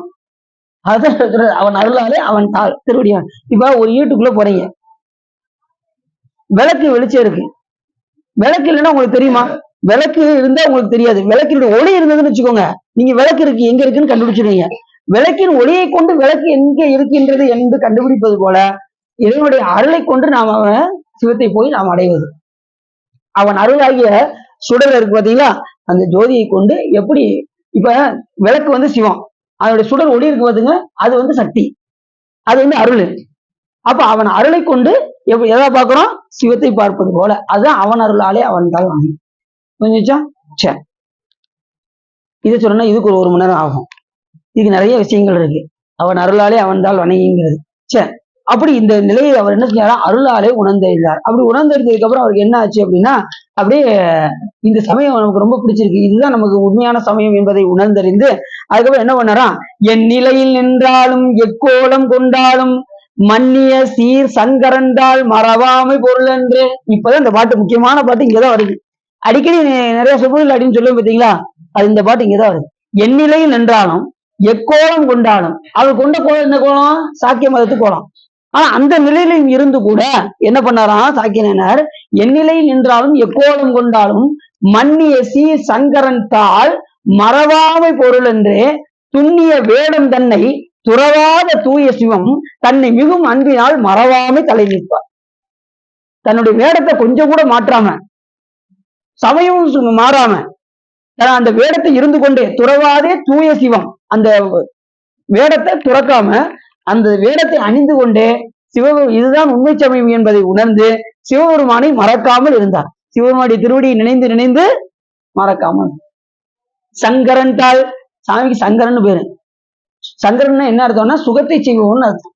நீங்க எடுத்து பாருங்க, விளக்கத்துல பாருங்க. சங்கரன் என்றால் இப்போ போய் நீங்க கேக்குறீங்கன்னு வச்சுக்கோங்க, என்ன சோமா இருக்கலாம் அப்படி கேட்கிறோம்ல, சுகமா இருக்கீங்கன்னா என்ன அர்த்தம்? நல்லா இருக்கீங்களான்னு கேட்கோம்ல. அப்படி நலத்தை செய்யக்கூடிய பெருமான் யாருன்னா சிவபெருமான். சலமிலன் சங்கரன் சார்ந்தவர்க்கு அல்லால் நலமிலன் நாள்தோறும் நல்குவான் நலன் குளமிலராயிலும் குளத்திற்கேற்பதோர் நலமிக கொடுப்பது நமச்சிவாயவே. சலமிலன் சங்கரன் சார்ந்தவர்க்கெல்லாம் நலமிலன். சாராதவருக்கு அவர் எப்படி நடத்த கொடுப்பாரு? அவரை சார்ந்தவருக்கு தான் நடத்த கொடுப்பாரு. அப்ப மற்றவங்களுக்கு கொடுக்க மாட்டாரான்னு இல்லை, அவங்க எல்லாம் கொஞ்சம் தள்ளி இருப்பாங்க. யார் சார்ந்திருக்காங்களோ அவங்க சாமி பக்கத்துல அண்மையில வந்துடும். தாயும் நீயே தந்தையும் நீயே சங்கரா ஆர்களோ சதுரர் அந்த ஒன்றும் இல்ல. இது இந்த பாட்டுல சொல்றாரோ, தாயும் நீயே தந்தையும் நீயே சங்கரனே அடியேன் என்று கூட யார் சொல்றா? ஞானசம்பந்த பெருமான் சொல்ற. தந்தது உன் தன்னை கொண்டது என் தன்னை சங்கரா ஆர்களோ சதுரர் அந்த ஒன்றுமில்லா ஆனந்தம் பெற்றேன் யாது பெற்றதொன்று என்பார். சிந்தையே கோயில் கொண்ட எம்பெருமான் திருப்பெருந்துறை உரை சிவனே எந்தையே ஈசா உடல் இடம் கொண்டா யானிலன் இதற்கு ஒரு கைமாறு அப்படிங்கிறாரு மாணிக்கவாசகர். எந்தையே ஈசா என் உடலையே இடமாக கொண்டுட்டிய சாமி அப்படின்னாரு மாணிக்கவாசகர். இந்த இதுக்கு நான் என்ன கைமாறு செய்ய போறேன்? ஒன்னும் செய்ய முடியாது. சாமி என்ன கைமாறு செய்ய முடியும்? திருத்தொண்டு செய்யறதுதான் அவருக்கு கைமாறு, வேற எதுவுமே நம்மளால செய்ய முடியாது. அதுவும் கூட அவர் பொருள் எடுத்தே நம்ம என்ன செய்ய முடியும்? புதுசா உங்களால ஒரு பொருள் எடுத்து நீங்க செய்ய முடியுமா? எதுவுமே செய்ய முடியாது. இந்த உலகத்து பொருள் அத்தனை பொருளும் அவருடைய பொருள். அவர் பொருளை எடுத்துதான் நம்ம என்ன செய்யணும்? தொண்டு செய்யணும். மலர் பறிச்சு கொடுக்கணும், மலர் நம்மளுடையதான், அவர் கொடுக்கறதான் பறிச்சு கட்டி கொடுக்கணும். இது மாதிரி திருத்தொண்டும் அப்படித்தான். இப்படி எல்லாமே நீங்க கையினால் செய்யக்கூடிய எல்லா பணிகளுமே எல்லாம் அவன் தர வந்தது என்பதை உணர்ந்து, நம்மளால் ஆகக்கூடிய காரியம் ஒன்றும் இல்லை என்பதை உணர்ந்து ஏகனாகி இறைவனி நிற்க வேண்டும். ஏகனாகி நிற்றல் என்பது தனக்கு என்று ஒரு அறிவில்லை என்றும், இறைவனி நிற்றல் என்பது தனக்கு என்று ஒரு செயலில்லை என்கின்ற உணர்வோடு இருந்தால் அதுதான் நாம் அவனுக்கு செய்யக்கூடிய மிகப்பெரிய கைமாறு. அந்த நிலையோடு இருந்து நீங்க தொண்டு செய்யணும். நமக்குன்னு ஒரு அறிவில்லை செயலில்லை என்பதை உணர்ந்து தொண்டு செய்தால் அதுதான் உண்மையான கை. மற்றபடிலாம் நம்ம சாமிக்கு என்ன செய்ய முடியாது, கைமாறலாம். யானிடன் இதற்கோர் கைமாறு. அப்படி அந்த வேடத்திலே துறவாதே தூய சிவம் தன்னை மிகவும் அன்பினால் மறவாமை தயலி. அப்படி மறக்காமல் இருந்து சிவபெருமானை மறக்காமல் இருந்தார். அந்த வேடத்தை கொண்டே மறக்காமல் இருந்தார். அப்படி இருந்ததுனால என்னாச்சு அப்படின்னா காணாத வருவினுக்கும் உருவினுக்கும் காரணமாய் நீனாக மணிந்தார்க்கு நிகழ் குறியாம் சிவலிங்கம். அந்த சமயத்துல படிச்சு பார்த்தாரு, சிவலிங்கம் தான் சிறப்புடையதுன்னு பார்த்துட்டாரு. எது சிறப்புடையது அப்படின்னா, இப்ப எத்தனையோ மூர்த்தம் இருக்கு. இப்ப சைவ சமயத்துல மூர்த்தங்கள் இருக்கு. நடராஜர் இருக்கு, கல்யாண சுந்தரமூர்த்தி, காம சம்காரமூர்த்தி, கால சம்காரமூர்த்தி, சலன்கர சம்காரமூர்த்தி, திரிகர சம்காரமூர்த்தி, ஏகவாதமூர்த்தி, தட்சிணாமூர்த்தி, அரியர்த்தர், இப்படி 25 மாகேஸ்வர மூர்த்தங்கள் இருந்தாலும் கூட ஏன் சிவலிங்கத்தை அவர் தேர்ந்தெடுத்தார் அப்படின்னா, சிவலிங்க மூர்த்தத்துல அத்தனை மூர்த்தங்களும் உள்ளே இருக்கும். 25 மாகேஸ்வர மூர்த்தங்களும் எதுக்குள்ள வந்துடும்? சிவலிங்க மூர்த்தத்தில் வந்துவிடும் என்பதற்காக அந்த நூலை கற்று நன்றாக தேறி சிவலிங்கத்தை வழிபாடு செய்வதே மேலானது என்பதை உணர்ந்தார். சைவ சமயத்துல வந்து என்ன பண்ணிட்டாரு? சிவலிங்கத்தை வழிபாடு செய்ய வேண்டும். அருட்குறியாம் சிவலிங்கம், அதுதான் உண்மையான குறி. இப்ப கடவுளுக்கு வந்து உருவமே கிடையாதுன்னு சொல்லிட்டா ஏதாவது இருக்கா? நம்ம எப்படி தியானம் பண்ண முடியும்? எப்படி சாமியை தியானிக்க முடியும்? அப்ப சிவலிங்க குறியை வந்து சாமி முதல்ல பண்ணது யார் அப்படின்னா, பிரம்மா விஷ்ணு தான் என்ன செஞ்சாங்களாம்? சிவலிங்கத்தை வழிபாடு செய்ய. எப்ப வழிபாடு செஞ்சாங்க அப்படின்னா, அடிமுடி தேடி போனாங்கல்ல, அப்ப ஒருத்தர் முடிய பார்க்க போனாரு, ஒருத்தர் அடியை பார்க்க போனாரு. 2 பேராலையும் பார்க்க முடியாத காரணத்தினால் சாமி சிவலிங்கமாக தோன்றி அவர்களுக்கு காட்சி கொடுத்தார். காட்சி கொடுத்ததுக்கு அப்புறம் அவங்க வந்து சாமி, அது மலை வடிவமா இருந்தார் சாமி. சாமி இப்படி மலை வடிவமா இருந்தா நாங்க எப்படி எல்லாம் மாலை போடுறது, உங்களுக்கு எப்படி அபிஷேகம் பண்ண முடியும், எப்படி அர்ச்சிக்க முடியும் அப்படின்னு அந்த அண்ணாமலை புராணத்தில் நம்ம ஏற்கனவே பார்த்தோம். அதனால சாமி என்ன பண்ணாரா, குறுகி நேர சிவலிங்கமா வந்து அண்ணாமலையில வந்து அப்படி சிவலிங்கமாக இருந்து முதல்ல அவங்கதான் சிவபூஜை பண்ணாங்க. யாரு? பிரம்மாவும். அதனால அந்த சிவலிங்கம் வந்து ரொம்ப மேலானது. அதுக்கு லிங்கம் அப்படின்னா என்ன அர்த்தம்? லிங்க்னா ஒடுக்கம், கம்னா தோற்றம். தோற்றமும் ஒடுக்கமும் இருக்கக்கூடிய நிலைக்கு பேரு லிங்கம் என்று பெயர். அதுல சிவபெருமான் உறைந்திருக்கின்ற காரணத்தினால் அதுக்கு சிவலிங்கம் என்று பெயர். புரிஞ்சுச்சா? அதுல 5 முகத்தோடு இருந்தால் அதுக்கு சதாசிவமூர்த்தி என்றும், 25 மாகேஸ்வர மூர்த்தம் கொண்டு இருந்தால் அது மகா சதாசிவமூர்த்தி என்றும் பெயர். ஆனா சிவபூஜை பண்றவங்க எப்படி எத்தனை முகத்தை உள்ள கொண்டு அபிஷேகம் பண்ணணும் அப்படின்னா, 5 திருமுகம் இருக்க மாதிரி பாவிக்கணும். சிவலிங்கத்துக்குள்ள ஈசானம், தத்புருஷம், அகோரம், வாமதேவம், சத்யோஜாதம் என்கின்ற 5 முகம் இருப்பதாக பாவித்துக் கொண்டுதான் நம்ம என்ன செய்யணும்? சிவபூஜை பண்ணணும். உச்சி முகம் ஈசானம், கிழக்கு பார்த்த முகம் தத்புருஷம், தெற்கு பார்க்க முகம் அகோரம், வடக்கு பார்க்க இருக்க வாமதேவம், மேற்கு பார்க்க இருக்க முகம் சத்யோஜாதம் என்கின்ற அந்த தன்மையை கொண்டு ஒவ்வொன்றும் ஒரு நிறத்துல இருக்கும். ஈசான முகம் பளிங்கு நிறம், ஸ்படிக நிறம் இருக்கு பார்த்தீங்களா, அந்த நிறத்துல. கிழக்க பார்க்க இருக்கிற முகம் கோங்கமு நிறம், அதாவது மஞ்சள் கலர்ல. தெற்க பார்க்க இருக்கிற முகம் வந்து கருகருன்னு இருக்க மேகம், கருப்பு கலர்ல, அது மேக கலர், கருமேகம், அந்த நேரம். அடுத்து வந்து வடக்கு பார்க்க இருக்கிற முகம் சிகப்பு நிறம். பின்னாடி இருக்கக்கூடிய சத்யோஜாத முகம் வந்து பால் நிறம். உங்களுக்கு என்ன சொல்றாங்க? தத்புருஷம் மஞ்சள் கலர், கொங்கம் நிறம். அப்படி சில இடங்கள்ல பாத்தீங்கன்னா அந்த இது கொடுப்பாங்க. இந்த பொன்னமட்டி ஆதீனத்துல தீட்சை எடுத்தா அங்க வந்து அந்த சாமிக்கு பூவை போட்டு பார்க்க சொல்லுவாங்க. கண்ணை கட்டி எந்த முகத்துல போடுறோமோ அந்த அவங்களுக்கு அந்த பேர் கொடுப்பாங்க. அவங்க வந்து தத்புருஷ முகம் வந்திருக்கு, அது வந்து போகமூர்த்தி. தத்புருஷ முகம் வந்து போகமூர்த்தி. பின்னாடி சத்தியஜாதா இருக்குவாங்க, அது வந்து மோட்சம். பின்னாடி எல்லாத்தையும் சாமி எங்க வச்சிருக்காருன்னா பின்னாடி தான் வச்சிருக்காரு. எல்லாம் கடந்துதான் எங்க வர முடியும்? பின்னாடியா. சத்தியஜாதத்துல எல்லாமே இருக்கு. சரி, ஆனா 5 முகமே சிறப்பு. நீங்க பிரிச்சு பார்க்க கூடாது, எல்லா முகமுமே சாமி சிறப்பு. சரி, சேனான் அழல் பிளம்பாய் தோன்றியது தெளிந்தாராய். அதை வந்து ஜோதி பிளம்பாய் இருந்து தெளிந்த அந்த இதை உணர்ந்து நாள்தோறும் சிவலிங்கம் கண்டு மது நயத்து மாடோடு வெள்வீடை மண்ணும் சிவலிங்கம் கண்டு மனம் நீடோடு கழியும் வகை நிலைவர செயலறிந்தார். பாடோர் கல் கண்டதனை பதைப்போடு எடுத்து எறிந்தார். உடனே என்ன பண்ணாரா, இப்ப இதை வந்து வழிபாடு செய்ய வேண்டும் என்று விரும்பினார். அப்படி வெளிப்போகாம அப்படி வந்தாருவாங்க. வெட்ட வழியில ஒரு சிவலிங்கம் இருந்தது. அதை பார்த்தது என்ன செஞ்சாரு, தன் அன்பை வெளிப்படுத்தும் விதமாக ஒரு கல்லை கொண்டு என்ன செஞ்சாராம், அதன் மேல் எரிந்தார். எரிந்தது எப்படி எரிந்தாராம், அது எதான் நினைச்சு எரிஞ்சாரு, பூவாக நினைத்து எரிந்தார். சும்மா அப்படி கல்ல எல்லாம் எரியல, அவர் சிவபூஜையாக நினைத்து எரிந்தார். அதை சிவபெருமான் ஏத்துக்கிட்டாரு. அதுதான் சிறப்பு. இப்ப எரிஞ்சதும் சாமிக்கு கோபம் வந்ததா? வராது. எது போல அப்படின்னா அடுத்த பாட்டுல சொல்றேன், உங்களுக்கு நான் சொல்றேன். அவர் இருந்தது எது போல இருந்ததுதான்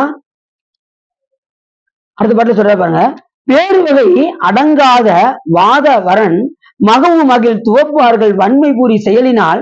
இப்ப சின்ன பிள்ளைய வந்து அப்பா மடியில வந்து உட்காந்துக்கிட்டு அப்படி கிள்ளுதுன்னு வச்சுக்கோங்க, வன்மை செயல் செய்யும். பிள்ளைய பாத்துருக்கீங்களா? கிள்ளும், சத்து சத்து சத்து சத்து சத்துன்னு அடிக்கும். பாத்துருக்கீங்களா? பிள்ளைய யார் அடிக்கும்? அப்பா அடிக்கும். பாத்துருக்கீங்களா? ஆடுறான், நல்லா நல்லா இருக்குடா அப்படின்னு அப்பா என்ன செய்வாரு? சந்தோஷப்படுவாரு. அது போல இவர் கல்லெறிஞ்சது சிவபெருமனுக்கு அப்படி மகிழ்ச்சியா இருந்ததாம். எவ்வளவு சிறப்பா சொல்ற பாருங்க. அப்படி அது சொல்றாரு, இகழ்வனவே செய்தாலும் தன் புதல்வர்கள் இன்பமே நிகழும். அது புதல்வர்கள் செஞ்சா அவங்களுக்கு இன்பமா இருக்கும். அது போல சிவம் அவர் கல்லெறிஞ்சது இன்பமா இருந்ததுதான். எவ்வளவு பெரிய சிறப்பு பாருங்க. சில பிள்ளை என்ன செய்யும்? சில பிள்ளைய பாத்தீங்கன்னா என்ன செய்யும் தெரியுமா? ரொம்ப மகிழ்ச்சியா இருந்துச்சுன்னா அப்போ கையை பிடிச்சி கடிச்சு வச்சிரும். ஆனா அது வன்மை செயல் தான், வன்மை செயல் தான். ஆனா அவர் தகப்பனாருக்கு எப்படி இருக்கும்? இன்பமா இருக்கும். அப்ப எவ்வளவு சிறப்பு பாருங்க. அது போல சிவபெருமான் ஆகா கல்லெறிகிற அது பூவா நினைச்சாராம். சிவபெருமான் எப்படி நினைச்சாராம்? ஆகா இந்த உயிர் தன்னை அர்ச்சிக்குது அப்படின்னு நினைச்சாராம். எவ்வளவு பெரிய சிறப்பு பாருங்க. அப்படிதான் நம்ம வழிபாடு பண்ணணும். நீ எது கொடுத்தாலும் சாமிக்கு அன்போட கொடுத்தா சிவபெருமான் மனமகிழ்வோடு ஏற்றுக்கொள்வார். நீ பூசையில ஒரு பொருள் இல்லைன்னு வச்சுக்கோங்களேன். இப்ப நீங்க நைவேத்தியம் இன்னைக்கு அன்னம் கொடுக்கல, அன்னம் வைக்கிற, இன்னைக்கு ஒரு பழம் தான் இருக்கு, இந்த பழத்தை நீங்க நைவேத்தியம் பண்ணணும். எப்படி? அந்த நேரத்துல சாமி இதையே நீ சுத்தமாக நீ ஏற்றுக்கொள்வாய் கொடுத்தோம்னா சிவபெருமான் ஏத்துக்கிடுவாரு. இப்ப வில்வ இலை கிடைக்கல, மத்த இலை தான் கிடைச்சிருக்கு. ஒரு இலைய மத்த இலையை பறிச்சு நீங்க வச்சிருக்கீங்க, சாமி இதை நீ வில்வமா ஏத்துக்கவே மாட்டியா சாமி அப்படின்னு வச்சுக்கோங்க. சாமி என்ன பண்ணுவாரு? ஏத்துக்கிறார். நீ என்ன சொல்லி சாத்துறீங்களோ அதாகவே ஏற்றுக்கொள்ளும். அந்த அன்பு இருக்கணும், அவ்வளவுதான். அன்பு இருந்தா சாமி எல்லாத்தையும் ஏற்றுக்கொள்வார். எவ்வளவு பெரிய கருணைமா கடல் பாருங்க. நீ எதை நினைக்கிறீங்களோ அங்க எண்ணம் வந்து உயர்வாக இருக்க வேண்டும். சிவபெருமானை வழிபாடு செய்ய வேண்டிய இந்த விருப்பம் நமக்கு இருக்க வேண்டும். விருப்பம் இல்லாத வழிபாடு அந்த பாட்டுல அப்பர் சுவாமியில நிறைய சொல்றாரு. மெய்மையாம் உழவை செய்து விருப்பு என்னும் வித்தை வித்தி, பொய்மையாம் கலையை வாங்கி பொறை என்னும் நீரை பாய்ச்சி தம்மையும் நோக்கி கண்டு தகவு என்னும் வேள்வியிட்டு செம்மையில் நிற்பாராயின் சிவகதி விளையும் என்றே என்று அப்ப சாமி. சிவகதி விளைய வேண்டும் என்றால் அடிப்படை என்னன்னா ஆர்வம் ரொம்ப இருக்கணும். அதுதான் ரொம்ப முக்கியம். சிவபெருமானை அடையணும், நான் இந்த பிறவிலே அடைய வேண்டும் என்று விருப்பம் இருந்தால் ஆர்வத்தோடு எந்த பணியும் செய்ய வேண்டும். திருக்கோயில் போகணுமே, சிவ பூஜை முடிக்கணும், கோயிலுக்கு போகணும், அடியார்களை பார்க்கணும், அங்க திருமுறை பாடணும், இப்படி இருக்கணும் எண்ணம். எந்திரிச்சதுமே காலையில எந்திரிச்சு சிலவே பாத்தீங்கன்னா மறுபடியும் வரைக்கும். அதுலயும் ஆரம்பத்துல இப்ப நான் அடிவாரத்துக்கு வர்றதுக்கு முன்னாடி எப்படின்னா, மில்லுக்கு வேலைக்கு போவேன். 4 மணிக்கு அலாரம் வைப்போம், வச்சுட்டு 4 மணிக்கு அலாரம் அடிக்கும். எந்திரிச்சு 4:05 வச்சுட்டு மறுபடியும் வரைக்கிறோம். 5 நிமிஷம் கழிச்சு மறுபடியும் எழுப்போம். 4:10 இப்படி 5 மணி வரைக்கும் 5 நிமிஷம் கழிச்சு அப்படிதான் எழுந்திருக்கேன் அப்படின்னு. நல்ல வேலை வழிபாட்டுக்கு வரும்போது அப்படி செய்ய வைக்கல சாமி. உண்மையிலே ரொம்ப சிறப்பு. ஏன்னா வழிபாட்டுக்கு வந்ததுக்கு அப்படியே எந்திரிச்சு பழகினதுனால சாமி வழிபாட்டுக்கும் அதே நிலையை கொண்டு வந்துட்டாரு. அடியும் பிறந்ததும் பாத்தீங்கன்னா அதிகாலை 5 மணிக்கு தான் பிறந்திருக்கு. அதுபடி இப்போ வரைக்கும் 5 மணிக்கு தான் எழுச்சிக்கிட்டு இருக்கேன் காலையில சாமி தேர்தலால. இதெல்லாம் சாமியா கொடுக்கறது, நம்ம கையில எதுவுமே கிடையாது. இப்படி அதுக்காக இப்பதான் சொன்னாரு பெருமைன்னு. இது பெருமை கிடையாது, சிவபெருமானுடைய கருணை அப்படின்னு சொல்றேன். புரியுது அவங்களுக்கு? இப்படி அது மாதிரி வேலைக்கு போறதும் அப்படித்தான். காலையில வெள்ளனத்திலேயே போகும்படிதான் செஞ்சாரு சாமி. அப்படியே எடுத்து பழகினதுனால நம்ம வழிபாடுக்கும் அப்படியே நமக்கு அந்த இது கண்டினியூ ஆயிடுச்சு. எப்பவுமே 6 மணிக்கு உள்ளே என்ன செஞ்சிடணும், எந்திரிச்சு செஞ்சு பூவெல்லாம் பறிச்சு வச்சிடணும். அதுக்கப்புறம் நீங்க எப்பனாலும் முடிச்சுக்கோங்க. ஆனா பூ பறிக்கிறது கண்டிப்பா 6 மணிக்கு உள்ளேயே வைத்து விட வேண்டும். சிவ பூஜை பண்றவங்க கண்டிப்பா என்ன செஞ்சிடணும், 6 மணிக்கு ஏன்னா 6 மணிக்கு மேல ஆயிடுச்சுன்னா அந்த மதுவை அந்த வண்டுகள் போய் மொய்த்து விடும். அப்ப பூ வந்து எச்சி பூவாக மாறிவிடும். அதனால சாமிக்கு சாத்தும் போது மனம் வருத்தப்படும். இப்ப நம்ம இல்லறத்துக்கு அந்த இது கிடையாது. ஏன்னா அதுக்கு ஒரு ஆப்ஷன் இருக்கு. பட்டினத்தா சொல்லி லேட்டா இருந்துச்சுனாலும் பூசை பண்ணியா அப்படின்னு சொல்லியிருக்காரு. நம்ம அதை என்ன செய்யணும், நல்லா தண்ணியில அலசி செஞ்சு அதுக்கப்புறம் சாமிக்கு சாத்தி கொள்ளலாம் என்று ஒரு கணக்கு இருக்கு. இருந்தாலும் கொஞ்சம் வெள்ளனத்திலே இருந்துச்சு நம்ம வழிபாடு பண்ணால் பூ வந்து சுத்தமாக போய் சேர்ந்துவிடும். குடும்ப அளவுக்கு நம்ம அப்படி பறித்து இறைவனுக்கு சாத்த வேண்டும் என்கின்ற விருப்பம் நமக்கு இருக்க வேண்டும். புரிஞ்சுச்சா? சரி, புரியுதா? வேகமா பேசுறேன் நான், இல்ல தெளிவாதாங்க தெரியும். இது வரைக்கும் தெளிவாதாங்க இருக்கு. இனிமே தெளிவா பேசுங்கன்னு சொல்ற மாதிரி. சரி, அப்படி எப்படி அந்த பிள்ளை வந்து அந்த செயல் செய்யுமோ அதுபோல் சிவபெருமான் அதை ஏற்றுக்கொண்டார் அப்படின்னு இந்த இடத்துல சொல்றார்.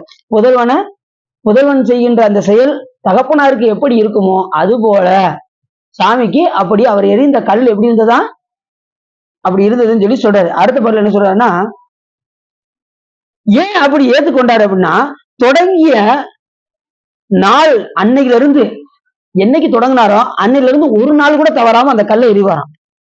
அதுதான் பூசை. நித்தரம் செய்யக்கூடியதுக்கு தான் பூசை என்று பெயர். தொழிலாய் அதே ஒரு தொழிலாக வைத்தார். கடன் புரியா அவரது கண்டு கல்லறிவார் துவராடை படம் புனைவே வேடத்து வீரார் பசுபதியார் தஞ்சையிலே அடங்கலும் என்பது தெரிந்தார் ஆதலின் மாதவதான். அவர் என்ன செஞ்சாராம், அவர் செயல தன் செயலாக எண்ணினாராம். சிவபெருமான் என்ன பண்ணாராம், ஏன்னா இப்ப அவர் தன்னிலையில இருந்து செய்யல, சிவநிலையில இருந்து இவரு அவருடைய கரணம் என்ன கரணமா மாறிடுச்சுன்னா பதிகரணமாக மாறியது. பதிகரணமா இருந்தா தான் அப்படி செய்ய முடியும். பசுகரணமா இருந்ததுன்னா கல்லெறிஞ்சோம்னா என்ன உண்டாகும், வினை வந்து சேர்ந்துடும். இது என்னுடைய செயல் இல்ல, இறைவன் செயல் என்று நினைந்து அதை எரிந்ததனால அது என்ன மாறிடுச்சு, பதி புண்ணியமாக மாறியது. அவர் தன்னிலையில இருந்து செஞ்சிருந்தாருன்னா அது பசு புண்ணியமா, அது பசு புண்ணியம் கூட கிடையாது, அபராதமாக இருக்கும். சிவ அபராதமாக சிவலிங்கத்து மேல கல்லெறிஞ்சா என்ன ஆகும், சிவ அபராதமாக. இப்ப கண்ணப்பன் அடுத்த பாட்டு சொல்றாரு, கண்ணப்பன் சொல்றாரு, கண்ணப்பன் செருப்பு காலோட சிவலிங்கத்தை மிதிச்சாரு, அது எவ்வளவு பெரிய குற்றம், குற்றம் தானே. ஆனா சாமிக்கு எப்படி இருந்தது, பிள்ளை காலை மிதித்த மாதிரி இருந்தது. இப்ப நிறைய பிள்ளைங்க செய்யுதுல, காலை மிதிக்குதுல, அப்பா மேல காலை மிதிக்குது, தலையை பிடிச்சி முடிய பிடிச்சி இப்படி ஆட்டுது. ஆனா தகப்பனாருக்கு எப்படி இருக்கு, அவர் கண்ணை கொடுத்து வச்சாரு, அப்ப சாமிக்கு எப்படி இருக்கும் யோசிச்சு பாருங்க. அப்படி இந்த இடத்துல சொல்றாரு, எல்லா பசுபதியார்னா சாமி இந்த இடத்துல பசுபதியார்னு சொல்றாரு. சாமி பசுபதினா உயிர்களின் தந்தையாக விளங்கக்கூடியவர் பேரு பசுபதி என்று பேர். சாமி எப்படிப்பட்டவர், பதி இறைவன், பசுனா இந்த உயிர்களின் தந்தையாக விளங்கக்கூடிய பெருமானுக்கு பசுபதி என்று. பவாய தேவாய நம, சர்வாய தேவாய நம, ஈசானாய தேவாய நம, பசுபதே தேவாய நம, உக்ராய தேவாய நம, ருத்ராய தேவாய நம, பீமாய தேவாய நம, மகதே தேவாய நம. அப்படி இந்த பசுபதிங்கிறதுக்கு என்ன பேருனா உயிர்களையே திருமேனியாக கொண்ட, அதுக்கு பேரு, அவருக்கு பேரு பசுபதி என்று பேர். சாமிக்கு உயிரை இடமாக கொண்டிருந்தார்னா அவருக்கு பேர் என்ன பேரு, பசுபதி. நீர உருவமாக கொண்டிருந்தால் பவன் பேரு, நிலத்தை உருவமாக கொண்டிருந்தால் சர்வன் பேரு, சூரியனை இது அக்னியை உருவமாக கொண்டிருந்தால் ருத்ரன் பேரு, சந்திரனை உருவமாக கொண்டிருந்தால் மகாதேவன் பேரு. இப்படி ஒவ்வொரு நிலைக்கும் சாமிக்கு ஒரு பேர் இருக்கு. இதெல்லாம் மந்திரங்கள்ல வரும். பவாய தேவாய நம, சர்வாய தேவாய நம, ஈசானிய தேவாய நம, பசுபதி தேவாய நம, பீமாய தேவாய நம, மகதே தேவாய நம, இப்படி நிறைய இருக்கு, மந்திரங்கள் நிறைய இருக்கு. இப்படி ஒவ்வொரு நிலைக்கும் சாமிக்கு ஒரு பேரு. அப்படி பசுபதியார் தஞ்சையிலே அடங்கலும் என்று அவர் சாமி என்ன பண்றாரு, அவர் எரிந்த அந்த கல்லை தன் செயலாக ஏற்றுக்கொள்கின்றார். ஏன்னா அவருடைய கரணம் இப்ப எப்படி மாறிடுச்சு, சிவத்தோடு ஐக்கியமாகிய காரணத்தினால் அவர் என்ன நிலையில இருந்தாரு, பதிகரணமாக இருந்தார். அதனால அவர் பூவாக ஏற்றுக்கொண்டார் சிவபெருமான். துண்ணியமை அன்புடனே எழுந்த வினை தூயவருக்கு மண்ணுமிகு பூசை அன்பு நெறி வழங்கி, அன்பு நெறி வழக்கினால என்ன பண்ணாரு, இவர் அந்த பூவை எரிந்ததினால் அதை பூசையாக ஏற்றுக்கொண்டார் சிவபெருமான். அதான் நடத்துறது. அது எந்த நெறி, அன்பு நெறியில் எரிந்த காரணம். அதான் சொல்றாரு இங்க வந்து, மெய் அன்புடனே எழுந்த வினை தூயவருக்கு மண்ணுமிகு பூசனை அன்பு நெறி வழக்கினார். அன்பு நெறி வழக்கினால் அவருக்கு என்ன ஆயிடுச்சு, சிவபெருமான் அதை பூசையாக ஏற்றுக்கொண்டார். இப்ப இவ்வளவு பெரிய சிறப்பு பாருங்க. அன்புள்ள செஞ்சா சாமி எதையும் ஏற்றுக்கிறாரு. அன்பு இல்லாம செய்கின்ற வழிபாடே ஆகாது. நீங்க பூஜை செய்யும் போது ஒரு துளியாவது என்ன செஞ்சிடணும், தண்ணீர் ஒரு சொட்டாவது வந்துடணும். தன்னுடைய எளிமையும் இறைவனுடைய பெருமையும் நினைக்கணும். அங்க போய் உங்க கஷ்டத்தெல்லாம் நினைக்க கூடாது. சாமி முன்னாடி போய் சாமி என் குழந்தைய எப்படியாவது நீ காப்பாத்திரு சாமி அப்படின்னு சில பேர் பாத்தீங்கன்னா உட்கார்ந்து அழைச்சாங்க. தேவையில்லை, நீங்க அன்பு மட்டும் கேளுங்க, சாமி எல்லாத்தையும் பார்த்துக்கு புரிஞ்சுச்சா. இறைவன்ட்ட நீங்க போய் கேட்க வேண்டியதெல்லாம் அன்பு பெறவே வேண்டும், மெய்யன்பு. அந்த அன்புக்கு நிகரான எதுவுமே கிடையாது. மிகவே நினைமின்கள், சாமி என்ன செய்யணும், மிகவே நினைமின்கள் மிக்க எல்லாம் போக விடுமின்கள். மற்ற வேண்டாம், தேவையில்லைன்ட்டார். மிக்க எல்லாம் போக விடுமின்கள், மிகவே நினைமின்கள். நகவே ஞாலத்து உள் புகுந்து நாயே என நம்ம ஆண்ட தகவே உடையான் தன்னை சார தளராது இருப்பார் தாம் தாமே அப்படின்னாரு மாணிக்கவாசகர். யாத்திரை பத்திலாம் நீங்க பாடுங்க. யாத்திரை பத்தி இருக்குல்ல, பூவார் சென்னி மன்னன் எங்க பெருமான் சிறியோமை, இந்த பாட்டு பாடிருக்கீங்களா? பாடிருக்கீங்களா? அது யாத்திரை பத்தினே பேரு. யாத்திரை மாணிக்கவாசகர் பெருமான் தன்னை அழைக்கிறாரு. இப்ப போதும் விடுமின் வெகுளி வேட்கை நோய் போதும், அடியார் ஆணி எல்லாரும் அகல விடுமின் விளையாட்டை போதும், விளையாண்டதெல்லாம் போதும், வயசாயிருச்சுல்ல, கிளம்ப தானே காலத்துல, சாமி எப்படாலும் கூப்பிட ரெடியா இருப்பாரு, எது செய்யணும் எல்லாத்தையும் உதவி விட்டு போறதுக்கு ரெடியா இருந்துக்கோங்க அப்படிங்கிறாரு. அங்க சிவபுரம் ரெடியா திறந்துருக்கு, எல்லாம் விட்டுட்டு போறதுக்கு ரெடியா இருங்க, இன்னும் விளையாண்டுக்கிட்டு இருக்காங்க, விடுமின் வெகுளி வேட்கை நோய் கோபம் காமம் இதெல்லாம் விட்டுட்டு ரெடியா இருங்க, தயாரா இருங்க, நம்மளை யாத்திரை கூப்பிடுறாரு மாணிக்கவாசகர் பெருமான். இதுக்கு ஒரு தனியா யாத்திரை பத்தினே பேரு. எந்த யாத்திரை? சிவ யாத்திரை, சிவலோக யாத்திரை. விடுவின் வெகுளி வேட்கை நோய் மிக ஒரு காலம் இனி எங்க இல்லை சொல்றாரு பாருங்க. காலம் இருக்குன்னு நினைச்சுக்கிட்டு இருக்காங்க, நினைப்பீங்க 100 வயசு வரைக்கும் வாழலாம் நினைப்பீங்க, அந்த 100 வயசு ஒரு நொடி பொழுதுல போயிடும். சாமி சிரிக்கிற நேரத்துல எத்தனையோ யுகங்கள் தோன்றி மறைஞ்சிருமா. அப்ப இந்த 100 வயசு எல்லாம் அற்ப வயசு நமக்கெல்லாம். 100 வயது, அதுவும் 100 வயது வரைக்கும் கட்டுப்பாடோட உடம்ப வச்சுக்கிட்டா தான் 100 வயது, இல்லைன்னா அதுவும் கூட 60 65 70 75 தான். அதுக்கு 75 இந்த காலத்துல பாத்தீங்கன்னா 75 வயசு உள்ள ஆளுகளை பார்க்கவே ரொம்ப கஷ்டம். 80 வயசு ஆளு யாராவது பாருங்களேன் பார்ப்போம், ரொம்ப கம்மி. 1 2 விரலை விட்டு எண்ணிடலாம் இருக்காங்க. அதான் ஒரு சில பேருக்கு அப்படின்னு சொல்றேன்னா கையை விரலை விட்டு எண்ணிடலாம், அப்படிதான் ரொம்ப கம்மியா இருப்பாங்க. மத்தவங்க பாத்தீங்கன்னா இப்ப ஒரு துஷ்டிக்கெல்லாம் போனோம்னு வச்சுக்கோங்களேன், வயசானவங்க இறந்துட்டாங்கன்னா பாவம், வயசு திறங்க 65, வயசு திறங்க 60, வயசு திறங்க 67, இதுக்குள்ளேயேதான் பாத்தீங்கன்னா இருக்கு. அதை தாண்டி போக மாட்டேங்க. என்ன காரணம்னா அந்த அளவுக்கு நாம நடந்துக்கின்ற விலகு எல்லாம் உடல்ல கண்ட்ரோலா வச்சிருந்தோம்னா என்ன செய்யலாம் நாம. இன்னொன்னா நம்ம சாமிகிட்ட ஆயில் கேட்கக்கூடிய எதுக்காகனா இறைப்பணி செய்வதற்காக.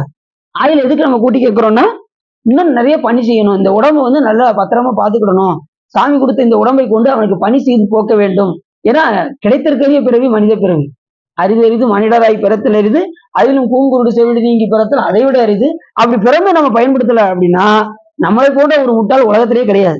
பெறுதற்கரிய பிறவியை பெற்றும் பிரானடி பேனார், பெறுதற்கரிய பிராணிகள் எல்லாம் பெறுதற்கரிய பேரிழந்தாரு அப்படிங்கிறாரு திருமூலதேவனை. அப்படிப்பட்ட நிலையில நாம் என்ன செய்யணும், இந்த பிறவியை மதித்து சிவபூஜை செய்து உய்யக்கூடிய வழியை பார்க்க வேண்டும். எத்தனை அருளாளர்கள் எவ்வளவு விஷயங்கள் சொல்லணும் சொல்லுங்க. நமக்கு 3 வழிபாடு, ஒன்று சிவலிங்க வழிபாடு, அடியார் வழிபாடு, குருநாதர் வழிபாடு, குருலிங்க சங்கமம். இப்ப இந்த நாயனார் எதை வழிபாடு பண்ணாரு? சிவலிங்கம் வழிபாடு செய்து மோட்ச வழி. சிவலிங்கத்தை வழிபாடு செய்து அன்றாடம் மறவாம அந்த கையை ஒரு நாள் கூட தவறாம அந்த பணியை செஞ்சிருக்காரு.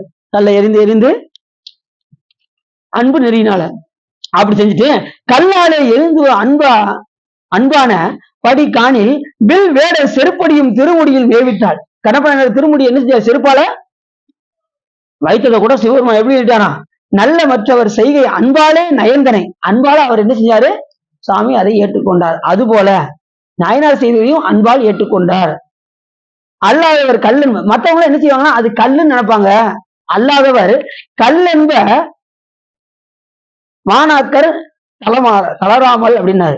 என்ன சொல்றாங்க, மற்றவங்க எல்லாம் அதை வந்து கல்லுன்னு நினைப்பாங்க, ஆனா சிவபெருமான் அதை எப்படி ஏற்றுக்கொண்டாராம், அழகாக ஏற்றுக்கொண்டார். இப்படி நிறைய சொல்றாரு. அங்கொரு நாள் அருளாலே அயர்ந்து உன்னை, திடீர்னு ஒரு நாள் என்ன பண்ணாராம், இப்படி இதை தொடர்ந்து செஞ்சுக்கிட்டே வர்றாரு நாயனாரு. இந்த பணியை தொடர்ந்து செஞ்சுட்டே வரும்போது திடீர்னு ஒரு நாள் என்ன பண்ணாரு, உன்னை உட்கார்ந்தார். தினசரி ஒரு கல் எழுதிட்டு வந்துதான் என்ன செய்வாராம், சாப்பிடுங்க. திடீர்னு ஒரு நாள் உட்காந்து சாப்பிட உட்காந்துட்டாரு. உட்காந்துட்டு பார்த்தா நல்ல சாப்பிடல, சாப்பிடுறது உட்கார்ந்து போது திடீர்னு அவ கல்லறிய மறந்துட்டோமே அப்படின்னு நினைச்சு வச்சு போட்டு ஒரு நாளாம்.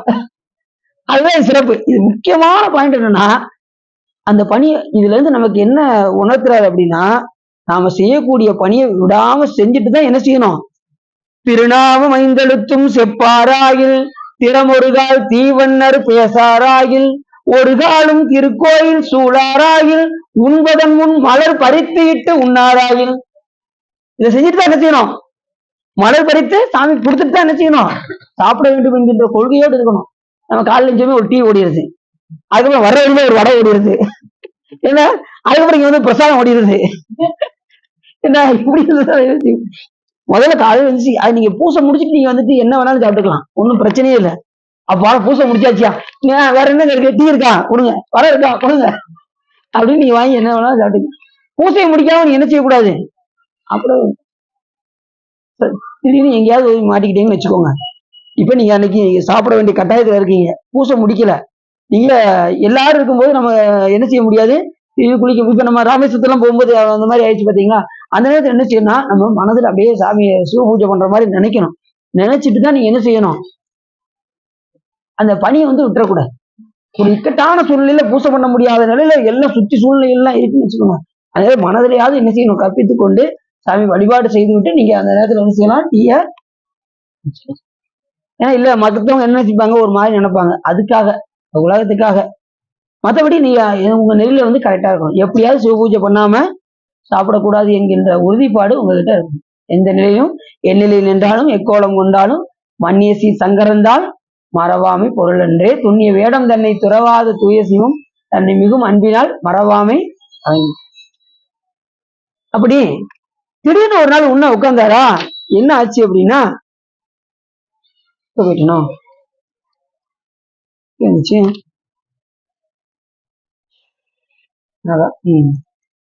திடீர்னு என்ன பண்ணாரு, ஒரு நாள் உன்ன உட்கார்ந்தார், மறந்துட்டோமே அப்படின்னு சொல்லி என்ன செஞ்சாரு, கல்ல போய் எரிஞ்சிட்டு வந்து உட்கார்ந்தாரா, அடுத்த நிமிஷமே சிவபெருமான் விடைவாங்கத்துல காட்சி. அவன் பார்வதி மறுபடியும் போய் மறந்தேன்னு சொல்லி மறுபடியும் போய் இப்படி கல்ல எரிஞ்சாரு பாருங்க. உடனே சிவபெருமான் அதுல அந்த சிவலிங்கத்துல இருந்து வெளிப்பட்டு உடனே விடைவாங்கத்துல உமையோடு இருந்து காட்சி கொடுத்தான். நீ எப்பவுமே நம்ம பழைய அடியாரோடு வந்து சிவலோகத்திலே இருப்பாயாக அப்படின்னு சொல்லி சிவபெருமான் அப்படி அழைச்சிட்டு எங்க ஆக்கி. அப்ப எவ்வளவு சிறப்பு வாங்க, அதுவும் அந்த வேடத்துல இருந்து கொண்டே வழிபாடு செய்யறது எவ்வளவு பெரிய மேன்மையுடையது என்பதை இப்ப ஜி போப்பு கூட என்ன பண்ணாரு, அவர் மதம் மாறல, வந்தாரு, அவர் கிறிஸ்டின் மதத்தை தான் பரப்ப வந்தாரு. ஆனா வந்த நேரத்துல இங்க திருவாசகத்தை படிச்சாரோ இல்லையோ, உடனே மதம் மாறல, நேரம் அவரை வந்து என்ன பண்ணிட்டாங்க, கோர்ட்ல நிப்பாட்டாங்க. என்னப்பா உன்னை மதத்தை பழப்பிட்டு சொன்னா இவ திருவாசகத்தை டிரான்ஸ்லேஷன் பண்ணி வச்சுட்டு வந்திருக்க, உன்னை என்ன செய்ய போறோம் பாருன்னு சொல்லி கோர்ட்ல நிப்பாட்டிட்டாங்க.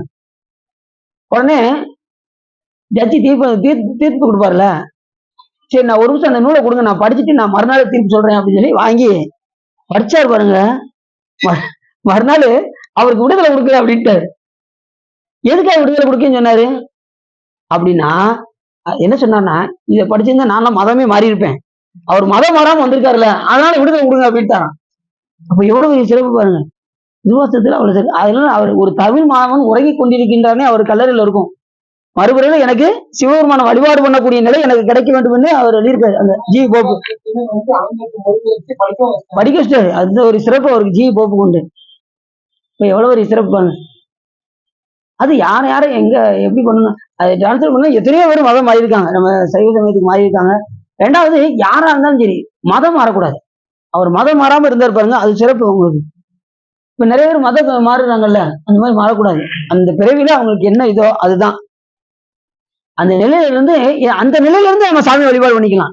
இப்ப வேட்டு சமயமா இருந்தாலும் கூட சாக்கியம் அந்த ஆடை என்ன செய்யல, அவர் கலட்டல.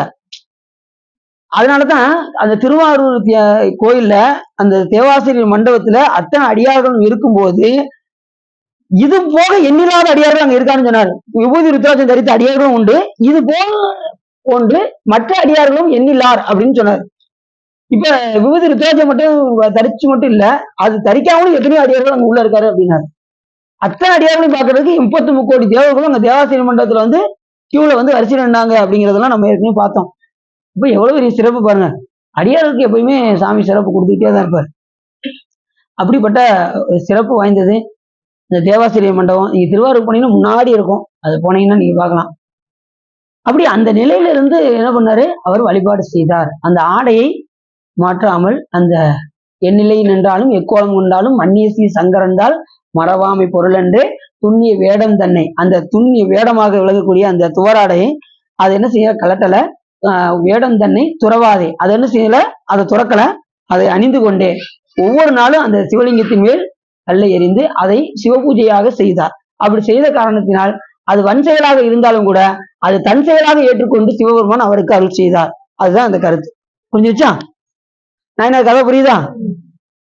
ஏதோ புரியுற மாதிரி இருக்கா? புரியுது. அவ எது செய்தால் அப்ப நம்ம எந்த செயலை செய்தாலும் நம்மளுடைய செயல் அல்ல என்று செய்தால் அத்தனையும் யாருடைய செயலா மாறியது? சிவபெருமானுடைய செயலாக மாறுகின்றது. இதுதான் இந்த கருத்து. என்னன்னா, எந்த செயல் செய்தாலும் இறைவன் செயல் என்று நினைந்தால் அதை சிவபெருமானை ஏற்றுக்கொள்கின்றார். யாதே செய்யும் யாமல்லோம் நீயே எண்ணில் ஆதே செய்யும் அளவில் பெருமையான் அப்படின்னாரு அப்ப சாமி. சாமி சிவபெருமான் எல்லாரும் போனாங்க.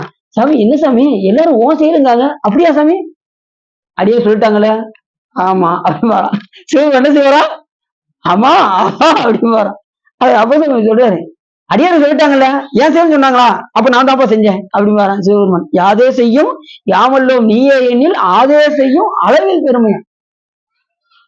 அப்படிப்பட்ட கருணைமா கடல் சிவபெருமான். அதனால எந்த ஒரு செயலை செய்தாலும் சிவபெருமான் திருவருள் என்று செய்தால் அந்த செயலை சிவபெருமானே ஏற்றுக்கொள்கின்றார் என்பது நமக்கு இந்த சாக்கிய நாயனார் நமக்கு கற்றுக் கொடுத்த பாடம். அதனால ஒவ்வொரு நாயனாரும் நம்ம கேட்கும் போது அவங்கள மாதிரி துளி துளி அவங்க புராணத்தை கேட்டு கேட்டு நம்ம சாமி மேல துளி துளியா அன்பு செலுத்தணும். புரியுது அவங்களுக்கு? இப்ப நம்ம எதுக்காக நம்ம இப்ப எடுக்கிறோம் அப்படின்னா, நாயன்மார்களுடைய வரலாற்றை நம்ம கேட்டு நாளுக்கு நாள் சிவபெருமான் மேல் அன்பு மேலோங்கி வந்து கொண்டே இருக்கு இல்லையா? இருக்கிற அன்பை குறைக்காமையாவது பார்த்தோம். இருக்கிற அன்பை அதுக்குதான் அடிக்கடி நம்ம சாமி போல கேட்டுக்கிட்டே இருக்கணுங்கிற காரணம் என்ன அப்படின்னா, இதுதான் சாமிக்கு அன்பு குறையாம இருப்பதற்கு இறைவனுடைய புகழை நம்ம கேட்டுக்கொண்டே இருக்க வேண்டும். செவிகால் கேண்மின்களோ சிவன் எம்மிரை செம்பவள எரிபோல் மேனிப்பிரான் திறம் எப்போதும் கேட்டுக்கிட்டே இருக்கணும். கேட்க கேட்க கேட்கதான் சிவபெருமான் மேல அன்பு வரும். கேட்கல அப்படின்னா அன்பு நாளுக்கு நாள் குறைந்து கொண்டே. அதனால அடிக்கடி சாமியுடைய புகழை, ஏன்னா நமக்கு அப்ப சாமியிலே சொல்றாரு, சாமியுடைய புகழை கேட்டுக்கிட்டே இருங்க, அப்படின்னாதான் சாமி மேல உங்களுக்கு அன்பு மேலோங்கி வரும். அருளாளவு சொல்லக்கூடிய கருத்தும் அதுதான் என்று சொல்லி இதுகாரும் உள்ளம் நிறைந்து உவகை சிறந்து இந்த சாக்கியநாயகருடைய புராணத்தை நீங்கள் கேட்டதினால் உங்களுடைய வல்வினை கரைந்து திருவருள் உரையும் என்று சொல்லி திருப்புகழ் பாடி அடியேன் உரையை நிறைவு செய்கின்றேன். திருச்சிற்றம்பலம்.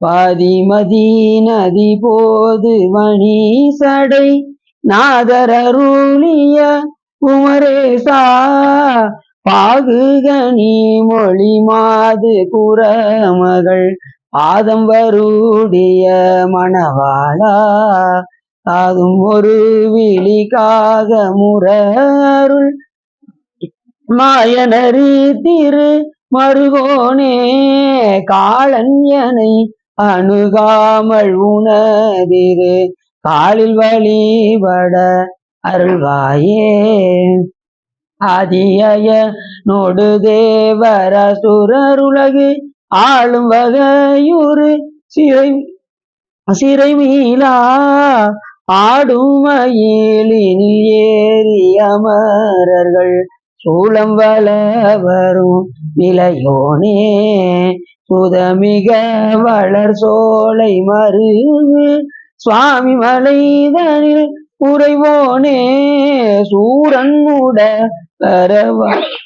வாரி சுவரிட வேலை விட வள பெருமாளே வேலை விட வள பெருமாளே.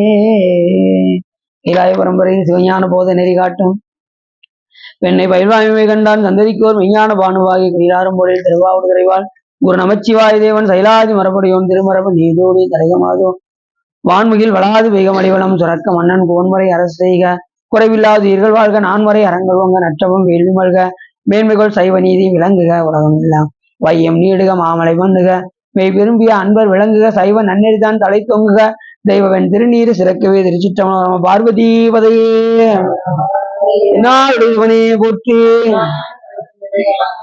வெற்றிவே முருகனுக்கு. திருச்சிற்றம்பலம், தில்லையம்பலம், பொன்னம்பலம், அருணாச்சலம், ஏகாம்பரம்.